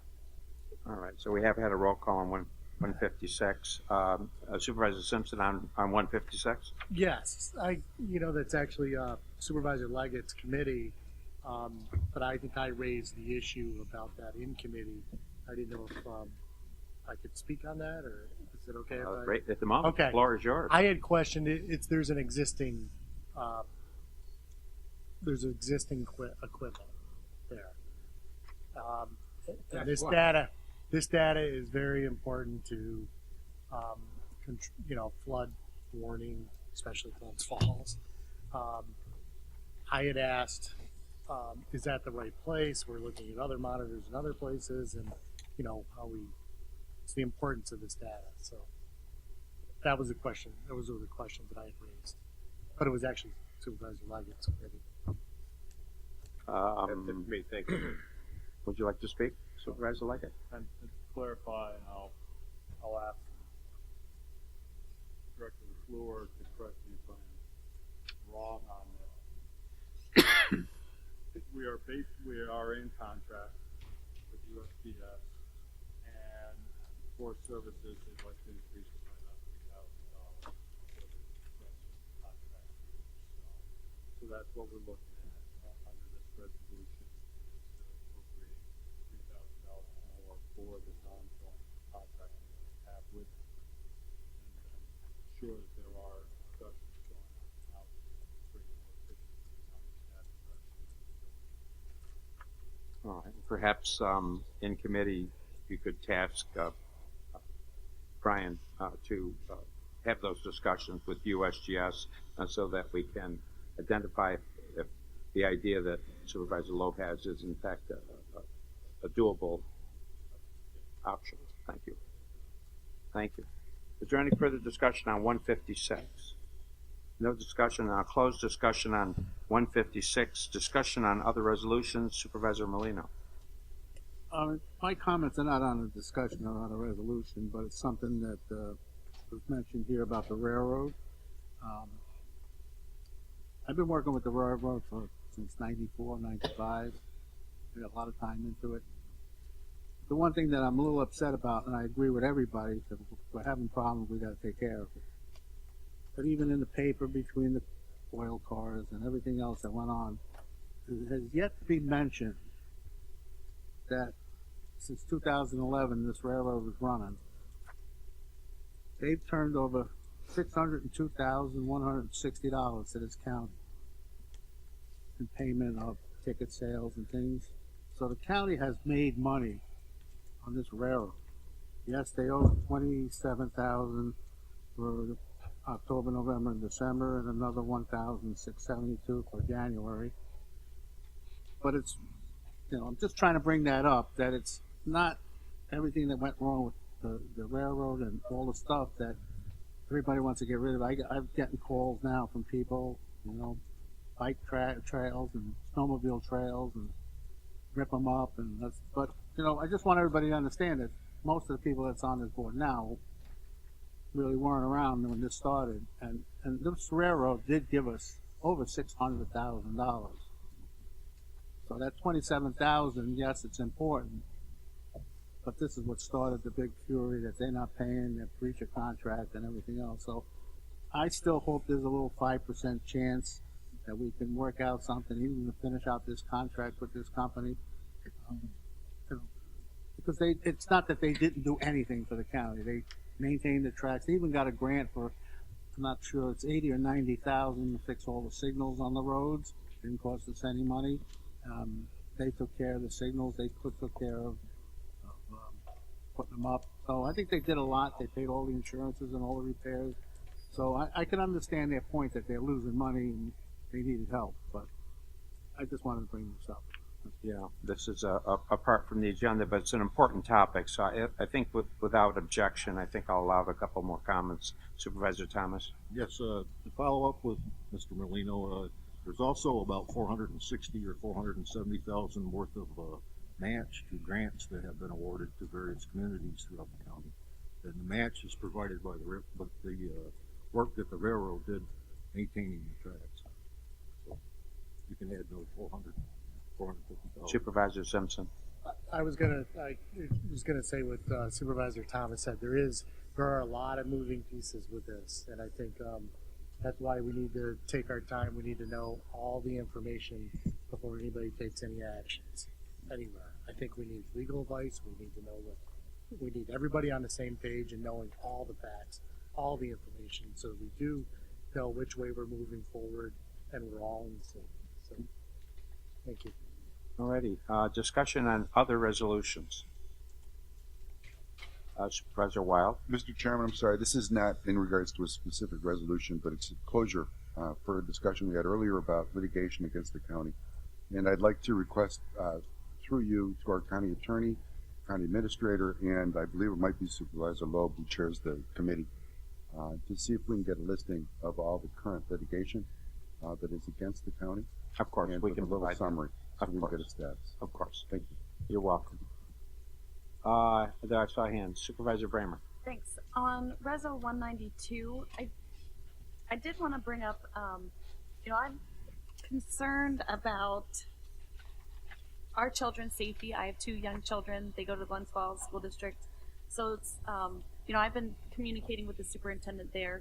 I don't have kids in the Hadley Luzerne School. I don't know what they're doing as far as their comprehensive security plan. Glens Falls has been working on that for years. They're looking at it. They're working on doing the best they can. And I don't know. I'm very conflicted about whether or not we should have armed resource officers in our schools. So I wanted to put that on the table. But from my perspective here at the county, we should make sure that the county is getting, being made whole with respect to the costs that are going to be incurred for these resource officers. And the $60,000 that we're putting in this contract, as we talked about in committee, isn't going to cover the officers' weapons, their uniforms, their training, and insurance costs. Not their health insurance necessarily, but their liability insurance that would be covered through the county. So I think that this, if the county wants to go forward and help them out here, they've made that decision that they want to do this. I'm not going to oppose it, but I do like the idea that we can get out of this contract at any time. I think the county attorney is putting in some termination clause, so that will be good for us. If these costs start escalating, or for some other reason the sheriff's office doesn't think we can continue in this manner with only getting $60,000, I'd like the county to be able to get out of the contract as needed, setting aside my other concerns about armed officers. That was discussion on 192. Any other discussion on 192? Nope, no more discussion on 192. I'm conflicted about the gun issue also, but at the end of the day, I think we have to leave it up to each individual school district to ultimately make their own decisions. So I'm conflicted, but at the same time, it's really their decision to make. Very good. Supervisor Bramer. Thanks. Just one more. On 196, I wanted to ask for the board support for Beth McLaughlin and also for Mr. Van Ness, that they be reappointed. I think they're doing a great job, both of you, and I really appreciate your professional Ms. Professionalism and your objectivity to very sensitive political matters. Thank you. Oh, I'll close discussion then on 192. Any further discussion on 196? Okay, then I'll close discussion on 196. Discussion on other resolutions. There being none, we will move to voting on resolutions. Resolution 151, making supplemental appropriations. Mr. Simpson? Yes. Ms. Hogan? Yes. Mr. Dickinson? Yes. Mr. Merlino? Yes. Mr. Stroud? Yes. Mr. Wild? Yes. Mr. Beatty? Yes. Mr. McGowan? Yes. Mr. Sokol? Yes. Mr. Thomas? Yes. Ms. Hyde? Yes. Mr. Garrity? Yes. Mr. Leggett? Yes. Mr. Diamond? Yes. Mr. McDevitt? Yes. Ms. Bramer? yes. Mr. Loeb? Yes. Mr. Driscoll? Yes. Mrs. Frazier? Yes. Chairman Conover? Yes. Resolution 152, amending Warren County budget for 2018. Mr. Simpson? Yes. Ms. Hogan? Mr. Dickinson? Yes. Mr. Merlino? Yes. Mr. Stroud? Yes. Mr. Wild? Yes. Mr. Beatty? Yes. Mr. McGowan? Yes. Mr. Sokol? Yes. Mr. Thomas? Yes. Ms. Hyde? Yes. Mr. Garrity? Yes. Mr. Leggett? Yes. Mr. Diamond? Yes. Mr. McDevitt? Yes. Ms. Bramer? Yes. Mr. Loeb? Yes. Mr. Driscoll? Yes. Mrs. Frazier? Yes. Chairman Conover? Yes. Excuse me. Resolution 156, amending Resolution 290 of 2015, which authorized contract with United States Geological Survey. Mr. Simpson? Yes. Ms. Hogan? Yes. Mr. Dickinson? Yes. Mr. Merlino? Yes. Mr. Stroud? Yes. Mr. Wild? Yes. Mr. Beatty? Yes. Mr. McGowan? Yes. Mr. Sokol? Yes. Mr. Thomas? Yes. Ms. Hyde? Yes. Mr. Garrity? Yes. Mr. Leggett? Yes. Mr. Diamond? Yes. Mr. McDevitt? Yes. Ms. Bramer? Yes. Mr. Loeb? No. Mr. Driscoll? Yes. Mrs. Frazier? Yes. Chairman Conover? Yes. Resolution 161, authorizing a memorandum of understanding with Leanne Dorman to facilitate a program to reduce recidivism for girls under the probation supervision in Warren County. Mr. Simpson? Yes. Ms. Hogan? Yes. Mr. Dickinson? Yes. Mr. Merlino? Yes. Mr. Stroud? Yes. Mr. Wild? Yes. Mr. Beatty? Yes. Mr. McGowan? Yes. Mr. Sokol? Yes. Mr. Thomas? Yes. Ms. Hyde? Yes. Mr. Garrity? Yes. Mr. Leggett? Yes. Mr. Diamond? Yes. Mr. McDevitt? Yes. Ms. Bramer? Yes. Mr. Loeb? Yes. Mr. Driscoll? Yes. Mrs. Frazier? Yes. Chairman Conover? Yes. Resolution 172. Opposing the proposed New York State Department of Labor call-in paid proposed regulations. Mr. Simpson? Yes. Ms. Hogan? Yes. Mr. Dickinson? Absolutely. Mr. Merlino? Yes. Mr. Stroud? Yes. Mr. Wild? Yes. Mr. Beatty? Yes. Mr. McGowan? Yes. Mr. Sokol? Yes. Mr. Thomas? Yes. Ms. Hyde? Yes. Mr. Garrity? Yes. Mr. Leggett? Yes. Mr. Diamond? Yes. Mr. McDevitt? Yes. Ms. Bramer? Yes. Mr. Loeb? No. Mr. Driscoll? Yes. Mrs. Frazier? Yes. Chairman Conover? Yes. Resolution 173, opposing proposed elimination of the minimum wage tip credit. Mr. Simpson? Yes. Ms. Hogan? Yes. Mr. Dickinson? Yes. Mr. Merlino? Yes. Mr. Stroud? Yes. Mr. Wild? Yes. Mr. Beatty? Yes. Mr. McGowan? Yes. Mr. Sokol? Abstain. Mr. Thomas? Yes. Ms. Hyde? Yes. Mr. Garrity? Yes. Mr. Leggett? Yes. Mr. Diamond? Yes. Mr. McDevitt? Yes. Ms. Bramer? Yes. Mr. Loeb? No. Mr. Driscoll? Yes. Mrs. Frazier? Yes. Chairman Conover? Yes. Resolution 183, appointing members of the Traffic Safety Board. Mr. Simpson? Yes. Ms. Hogan? Yes. Mr. Dickinson? Yes. Mr. Merlino? Yes. Mr. Stroud? Yes. Mr. Wild? Yes. Mr. Beatty? Yes. Mr. McGowan? Yes. Mr. Sokol? Yes. Mr. Thomas? Abstain. Ms. Hyde? Yes. Mr. Garrity? Yes. Mr. Leggett? Yes. Mr. Diamond? Yes. Mr. McDevitt? Yes. Ms. Bramer? Yes. Mr. Loeb? Yes. Mr. Driscoll? Yes. Mrs. Frazier? Yes. Chairman Conover? Yes. Resolution 186. Amending table of organization and Warren County salary and compensation plan. Mr. Simpson? Yes. Ms. Hogan? Yes. Mr. Dickinson? Yes. Mr. Merlino? Yes. Mr. Stroud? Yes. Mr. Wild? Yes. Mr. Beatty? Yes. Mr. McGowan? Yes. Mr. Sokol? Yes. Mr. Thomas? Yes. Ms. Hyde? Yes. Mr. Garrity? Yes. Mr. Leggett? Yes. Mr. Diamond? Yes. Mr. McDevitt? Yes. Ms. Bramer? Yes. Mr. Loeb? Yes. Mr. Driscoll? Yes. Mrs. Frazier? Yes. Chairman Conover? Yes. Resolution 188, authorizing appropriation of funds from Westmount Legacy Reserve Fund. Mr. Simpson? Yes. Ms. Hogan? Mr. Dickinson? Yes. Mr. Molino. Yes. Mr. Stroud? Yes. Mr. Wild? Yes. Mr. Beatty? Yes. Mr. McGowan? Yes. Mr. Sokol? Yes. Mr. Thomas? Yes. Ms. Hyde? Yes. Mr. Garrity? Yes. Mr. Leggett? Yes. Mr. Diamond? Yes. Mr. McDevitt? Yes. Ms. Braman? Yes. Mr. Loeb? Yes. Mr. Driscoll? Yes. Mrs. Frazier? Yes. Chairman Conover? Yes. Resolution 190, authorizing county treasurer to transfer funds from computer reserve fund. Mr. Simpson? Yes. Ms. Hogan? Yes. Mr. Dickinson? Yes. Mr. Merlino? Yes. Mr. Stroud? Yes. Mr. Wild? Yes. Mr. Beatty? Yes. Mr. McGowan? Yes. Mr. Sokol? Yes. Mr. Thomas? Yes. Ms. Hyde? Yes. Mr. Garrity? Yes. Mr. Leggett? Yes. Mr. Diamond? Yes. Mr. McDevitt? Yes. Ms. Bramer? Yes. Mr. Loeb? Yes. Mr. Driscoll? Yes. Mrs. Frazier? Yes. Chairman Conover? Yes. Resolution 191, authorizing appropriation of funds from deferred revenue Gaslight Village parking fees. Mr. Simpson? Yes.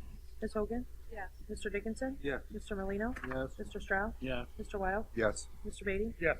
Mr. McGowan? Yes. Mr. Sokol? Yes. Mr. Thomas? Yes. Ms. Hyde? Yes. Mr. Garrity? Yes. Mr. Leggett? Yes. Mr. Diamond? Yes. Mr. McDevitt? Yes. Ms. Bramer? Yes. Mr. Loeb? Yes. Mr. Driscoll? Yes. Mrs. Frazier? Yes. Chairman Conover? Yes. Resolution 194, authorizing appropriation of funds from the general fund unappropriated surplus to the public works budget. Mr. Simpson? Yes. Ms. Hogan? Yes. Mr. Dickinson? Yes. Mr. Merlino? Yes. Mr. Stroud? Yes. Mr. Wild? Yes. Mr. Beatty? Yes. Mr. McGowan? Yes. Mr. Sokol? Yes. Mr. Thomas?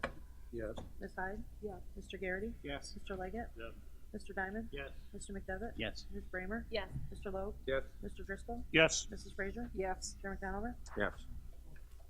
Resolution 195, approving settlement in the matter of New York Municipal Insurance Reciprocal and Selective Insurance Company of America and authorizing transfer of funds. Mr. Simpson? Yes. Ms. Hogan? Yes. Mr. Dickinson? Yes. Mr. Merlino? Yes. Mr. Stroud? Yes. Mr. Wild? Yes. Mr. Beatty? Yes. Mr. McGowan? Yes. Mr. Sokol? Yes. Mr. Thomas? Yes. Ms. Hyde? Yes. Mr. Garrity? Yes. Mr. Leggett? Yes. Mr. Diamond? Yes. Mr. McDevitt? Yes. Ms. Bramer? Yes. Mr. Loeb? Yes. Mr. Driscoll? Yes. Mrs. Frazier? Yes. Chairman Conover? Yes. Resolution 199, authorizing appropriation of funds from the occupancy tax reserve to the tourism budget. Mr. Simpson? Yes. Ms. Hogan? Yes. Mr. Dickinson? Yes. Mr. Merlino? Yes. Mr. Stroud? Yes. Mr. Wild? Yes. Mr. Beatty? Yes. Mr. McGowan? Yes. Mr. Sokol? Yes. Mr. Thomas? Yes. Ms. Hyde? Yes. Mr. Garrity? Yes. Mr. Leggett? Yes. Mr. Diamond? Yes. Mr. McDevitt? Yes. Ms. Bramer? Yes. Mr. Loeb? Yes. Mr. Driscoll?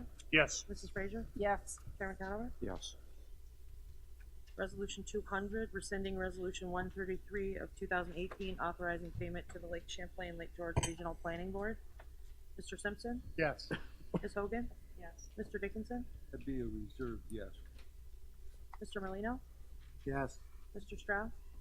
I'm gonna recuse. I believe that I was appointed to the board, even though I never asked to be, but I was appointed and the communication never happened, so I don't know if that fact ever happened. But given the sensitivity and the nature of this, I'm gonna recuse. Mr. Wild? Yes. Mr. Beatty? Definitely yes. Mr. McGowan? Yes. Mr. Sokol? Abstain. Mr. Thomas? In support of the other two organizations, I'm gonna vote no. Ms. Hyde? Yes. Mr. Garrity? Yes. Mr. Leggett? Yes. Mr. Diamond? Yes. Mr. McDevitt? Yes. Ms. Bramer? Yes. Mr. Loeb? Yes. Mr. Driscoll? Yes. Mrs. Frazier? Yes. Chairman Conover? Yes. Chairman,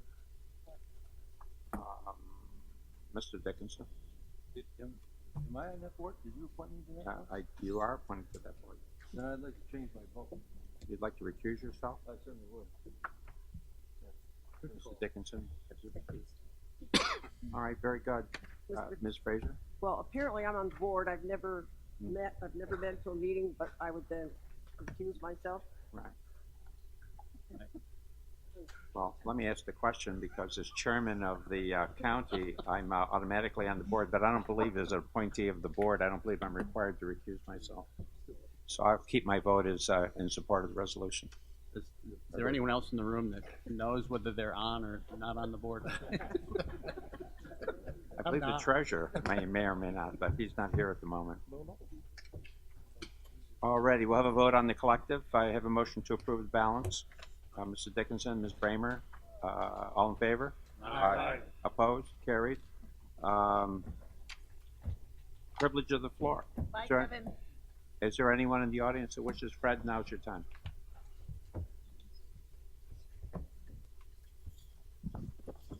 I will be brief. I'll try to. I was a member of the Regional Planning Board for 30 years by state law. The state law says a highway superintendent, which was part of my job for 30 years here, the county treasurer, John Wertheim and I were two of the regular attendees at all the meetings, are by state law, you're a member of any regional planning board if you're one of the however many counties are in it. The rest are appointed by the county board. That was beyond our purview to worry about. I was more than 16, 17 years ago that I retired from the 30 years. So, but I did ask if that was still part of the law, and it is. Your new county highway superintendent will be a member of the regional planning board by law. That was, the loan fund was separate from a huge amount of things the regional planning board do, huge. That was an easy one. That was federal money, no county money, no state money. There was a fund of federal money, and all I can remember was it came out of a white building down in Philadelphia. And the director would ask for money, and all the planning boards got it, and it was part of the federal budget that they got it. Okay, what could you use it for? It was literally, we always call it the loan of last resort. If you walked in and said, I need a bridge loan to stay open this winter, I'll pay you back in July for $50,000.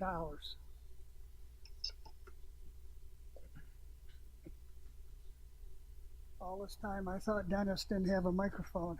It comes off. The first thing the director will ask you was, can you get money anywhere? And the answer was always no. Okay, we need certification from a bank that you do business with, or a legitimate certification that you cannot borrow any money from anybody. And that was the first piece of paper you got. Then you talk with them. Then what do you have for collateral? And we'll come back to that as I finish this thing up, hopefully briefly. And if you had collateral, we've had people take out a second mortgage on their house so he could open up a diner or a restaurant. And he ended up losing his house to the mortgage because he ended up not having a successful restaurant. What you had, so it's not, who is this money from? It's from the federal government. You get it, it's there, it's in the budget. You can spend it around your county, okay? Now there was also always a supervisor that was on our board, at least one from the county board, always. And there was always a supervisor from the other 4 counties. The guy from Plattsburgh didn't come down all the time, but the treasurer did quite often.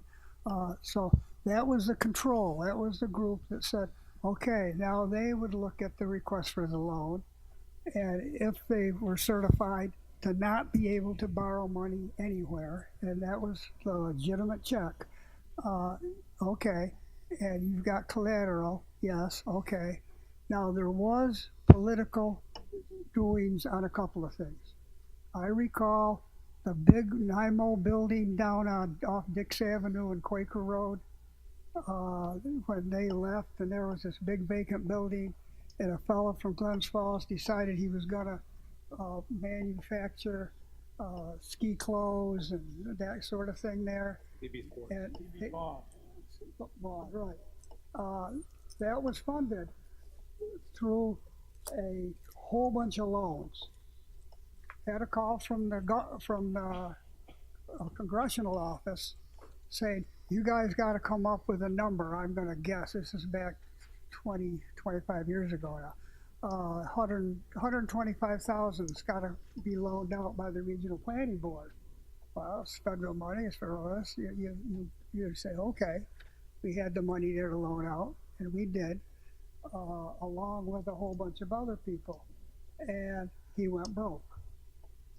And I still recall having a long talk with the attorney for the regional planning board about, you want me to go down and I signed as treasurer that that's an uncollectible loan, whatever, and that becomes part of his bankruptcy or whatever. And on the advice of the attorney of the regional planning board, I went down and signed off a loan for $100,000, $200,000. And then all the rest of the loans went Dixie. That is one real weird end loan that it became involved in. My favorite one was a neighboring county supervisor came in, had a young lady who had a little store of sorts, and she wanted to buy a pizza oven, and she had no money, and she wanted, I don't know, $300-400 to borrow it, and she couldn't get any money anywhere. So she asked for a loan. And they said, well, what do you have for collateral? And she said, nothing. I don't have anything. Said, well, I got a horse. So we took her horse as collateral on about a $300 or $400 loan. Right. And after I left, I found out the horse died.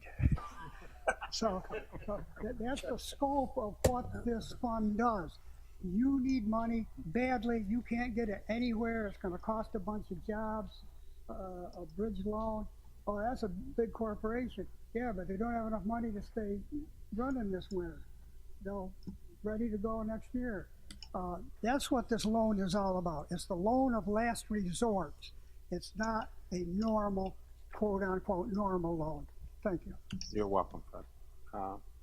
Mr. Whitehead. Thank you.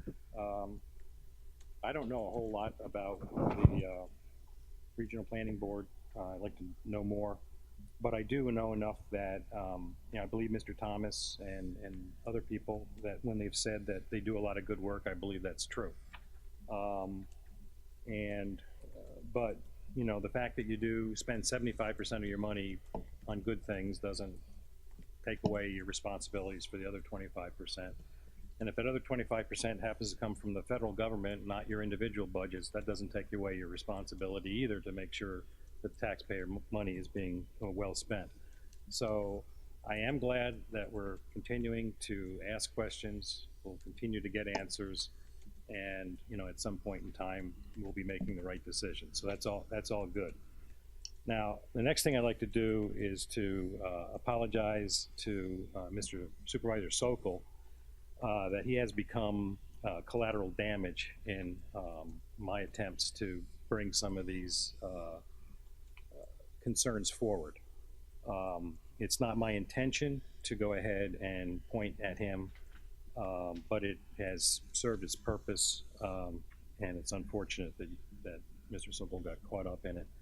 But I'm going to do the same thing to him right now, because and again, this is not against Mr. Sokol or the decision in the ethics board the other day. I'll not comment on that, but I'll comment on the process. And the process to me was disgusting. There was no agenda for that meeting. It was difficult to know that there was a meeting. We went there.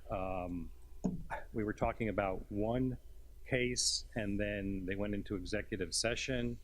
And while I wasn't there when we came back because I had other things to do, they talked about that, a conclusion on another case as well.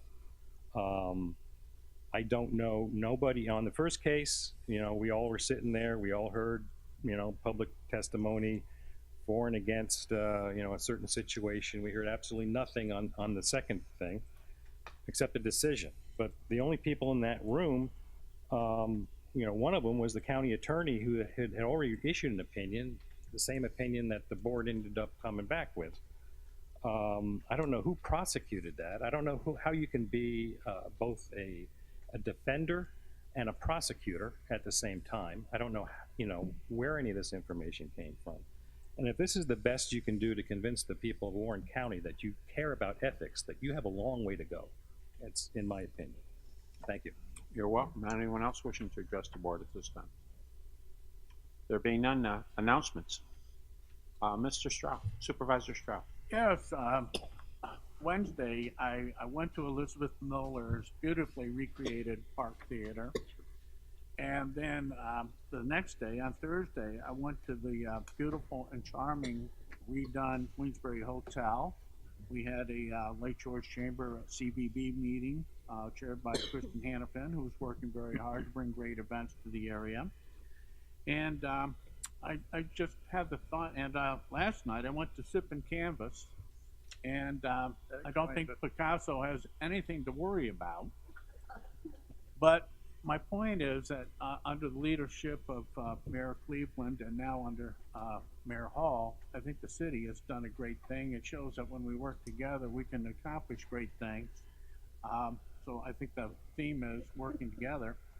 And my last comment is that Sunday, Earth Day is going to be held and celebrated. And again, downtown Glens Falls. So that's Sunday. So thank you. Did you mean Supervisor Diamond? Yes. What did I say? You brought back Mayor Cleveland. Never mayor. Was that Grover? I think too much of the sip and dip over there, but that's just my opinion. Well, Doug, you might be right about that, and I'm sorry. Mayor Diamond. I think the You're welcome. propose he never be involved You're in welcome. sipping. Other announcements, Supervisor Bailey. The Ben Osborne will be having a fundraiser. I don't have the exact date, but it's early May. And I think everybody knows the Ben Osborne Fund and what they do. Not only getting books, but now he's expanding and helping kids. He does it 100% volunteer. There's not one dime, one nickel that goes to administrative. So if you want to get behind a fund, and it's the 11th? May 11th. May 11th. Thank you, Mr. Simpson. I would suggest we get involved with that. Thank you. Supervisor Bremer. Thank you. I appreciate Supervisor Stroud being a champion for downtown Glens Falls. He stole my thunder on the Earth Day celebration, which is Sunday at noon in City Park, and it will be a soft launch for the Solarize campaign that Glens Falls and Queensbury are participating in together. So if you are looking to do solar panels on your house, this summer is the time to do it. You'll get really good discounts through the combined efforts of the town and the city. Supervisor Hogan. Quickly, I promise. First weekend in May, Hudson River Whitewater Derby and the northernmost river keeper sweep. So if you have some spare time, come on up and help us clean up the river and attend our big event. Thank you. I was in it once. I think the canoe's still up there. I remember floating under the bridge. No, canoe, I'm not sure what happened to that canoe. Wrapped around a rock under the water. I think that's exactly what happened. But, Supervisor Driscoll. Thank you, Mr. Chairman. Wednesday night, I was at the Adirondack Thunder hockey game. They have a game. Hopefully, they will finish off first round of the playoffs tomorrow night, beginning at 7 o'clock. I was sitting with my wife, and she turned to me and she said, "So, when did we start sitting in the elected officials section?" There were a number of individuals here in our section. A number of years ago, Mayor Akins and then Mayor Diamond appointed me to be the contract administrator at the Civic Center, basically overseeing the operations there, and I thank them for their trust in me. Warren County has always has a proud history of being in support of the Civic Center. I think recently I think it was last month, we saw a report of that investment, and again, as a resident of the city and someone who attends a lot of events at the Civic Center, I thank the county and thank them for their continued support of that. And if you want some good entertainment and are available again tomorrow night, there's still tickets to the Thunder hockey game. Thank you. Any other announcements? Just there is an ad in the Chronicle for the fundraiser. Thank you, Mr. Simpson. It's going to be at another Glens Falls, the Queensbury Hotel, on the 11th, and it's a live auction, and it's baskets for Ben. He's been doing it for a number of years. And again, it's $20 to get in, I guess, but you get hors d'oeuvres, and I believe, I don't know about the wine, Mr. Stroud, but I know that they'll have the entertainment and so forth. So unbelievable cause. I know I'm going on with that, but that's something to really get behind. Thank you. Chair will entertain a motion to adjourn. Mr. Simpson, Ms. Have Bramer on, excuse me? Voted on the collective. Yes, we have. Yes, Billy. Are you, You missed it. do you wish to know, do you wish to know how you voted? You can check with the staff afterwards. I believe that was Ms. Bramer on the second. All in favor? Aye. Opposed? We are adjourned. Thank you, everyone. Public Affairs programming on Look TV is underwritten by the generous support of Pinnell's Restaurant, classic Italian American food since 1922, and Stored Tech, technology solutions for computers, networks, and phone. Stored Tech, your technology, our passion. 1922, Babe Ruth debuts with the Yankees. WGY signs on air. Exterminator wins the Saratoga Cup, and Pinnell's Restaurant opens its doors for the very first time. For 5 generations, Pinnell's has been preparing delicious Italian food, served in a comfortable, home-like setting where everyone is welcomed. 90 years of authentic Italian recipes, 90 years of the freshest ingredients, and 90 years of the finest classic Italian dishes, all made daily by hand. Pinnell's Italian Restaurant, a Saratoga dining tradition since 1922. Firms deal only with prevention, the systems that block hackers and viruses. Stored Tech knows the root cause is actually good people doing bad things. So we offer a security training program which includes certifying all participants to show they understand the basics.